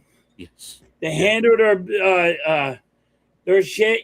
You have Right, NYG. If the injury bug don't hurt you, you should be fine. Exactly. I'm excited for Fields too. I'm looking for him to develop and grow. And for people that were sleeping on him to say, "Oh, he's much better than we thought." So, but I again, do think it's going to be a one game race where Mhm. whoever it wins the last game is going to probably be in first place. Jay, I like what you guys are doing with the Raiders. I have to be honest. Am I expecting you to win now? But I'm saying, am I expecting you guys to win immediately? As a fan, I know you would want to, but I'm saying to myself, I can see you winning in the next 2 to 3 years competing. It's a tough division. The AFC West is tough, so don't get me wrong. But I still think if you guys continue to build, you're going to have a good program over there, something that everyone is going to go back to respect and go back to the old school. I can't say it. I gotta say it. The Oakland Raiders. I have to go old school, bro. So, But yeah, but you're gonna struggle a little yeah, bit with the Raiders. no, I mean, you got this year, Denver, Kansas City. You know what I this mean? year, You're gonna this year. struggle a little bit with Yeah, that. this year. But what I'm saying is, you're going to add more pieces and keep adding pieces. So in the next 2 to 3 years, the narrative could flip on the Raiders. So Right. I do like what they're building there. So respect to you guys. So, but I mean, the Raiders are doing better. yeah, They're getting a lot of yeah, guys in there. they're not the Cardinals. That hurts my Yeah, you're heart. not the Cardinals. Look at it positive. They're not the Cardinals. Yeah. You're So not gonna be as bad as you once uh, were. 3 other teams. There. Wait a minute. I'm humble as a Raiders fan. 3 other teams are talented to get through. No, exactly. Right. But you want to add pieces as you go, and that's what I'm saying. You're building the right way. So, name the player who seemed to hit 300 every year, every single year without fail when you were growing up. I'm so close to saying Don Mattingly, but I'm like no, because he's my all-time favorite Yankee. Me, I'd have to look at it. Is it No, Dave Winfield didn't either with the Yankees.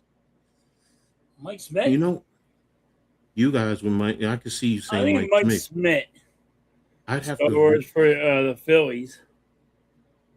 let me see something real quick before we get out of here. Bring up Don Mattingly's stats with the New Could York be Pete Yankees. Rose.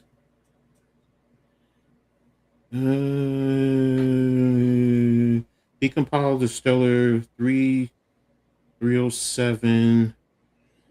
Could be Pete Um, Rose or Mike Smith. um, let That's me a good see. question, Star What Wars. was Don Mattingly's lowest batting average? His lowest batting average was 288. Okay, no, so it wasn't him. Um, what was Don? Oh no, scratch that. Scratch that. What was Dave Winfield's lowest batting average with the New York Yankees? And he's 275. So I don't think it was anyone when I was young. He said growing up. So I'm looking Yes, at when I yes, was yes. That's young. what Yeah. I'm thinking of, like grown up. Yeah. Pete So Rose, Mike Smith. um yeah, Schmidt, I mean Gwen, yes. Gwen, I think Gwen, yes. He was always 300 and above. Yes. So um name name name the player who see again, we're talking about different areas. So Yes. we have Don as yeah, he's the interim manager right now. So Yeah, he's in yeah. manager right now. So I'll research that Star Wars and come back to you next week with it. So that's a good question. Thank you. That's a good question, though. All right. So what do you got going on for this week, the rest of this weekend? I got to go get Mrs. Halftime, and Oh, yeah, that's right. Sorry. so I don't know if I'm going to be streaming the Phillies game. Because I have to go get Miss Halftime. I don't know how long it's going to take me. It takes a while for her to get ready. Even I Bro, could tell her, yo, I'm on my way. She'd be like, hour later. okay. What's up, AK? Thanks for tapping in, bro. So What's a good AK? all right. So I'll probably be on. I'm NYG's doing the Knicks game. So I should be on there definitely to hopefully we close it out. And then tomorrow, I might be doing the Liberty game. I got to see. So, and then Tuesday and Wednesday, I got my normal streams with the WNBA as well as Heart of the City next week. So I'm gonna be busy as I'll be always. streaming. So. I'll definitely be streaming the Phillies tomorrow. Okay. But I had to go get Miss Halftime. Yeah, I got you, bro. So I don't think I'm gonna do anything tonight. All right. Well, there you have it, guys. You guys have been phenomenal today. Every last one of you, all the comments, the debates, really loved it. So appreciate everybody. So appreciate everyone for being here, rocking with us. We've been here almost 3 hours. Wow. So yeah. But we're gonna get out of here, and we will catch you guys later. So what do you always say, halftime? Catch you guys on the rebound. Peace. Peace.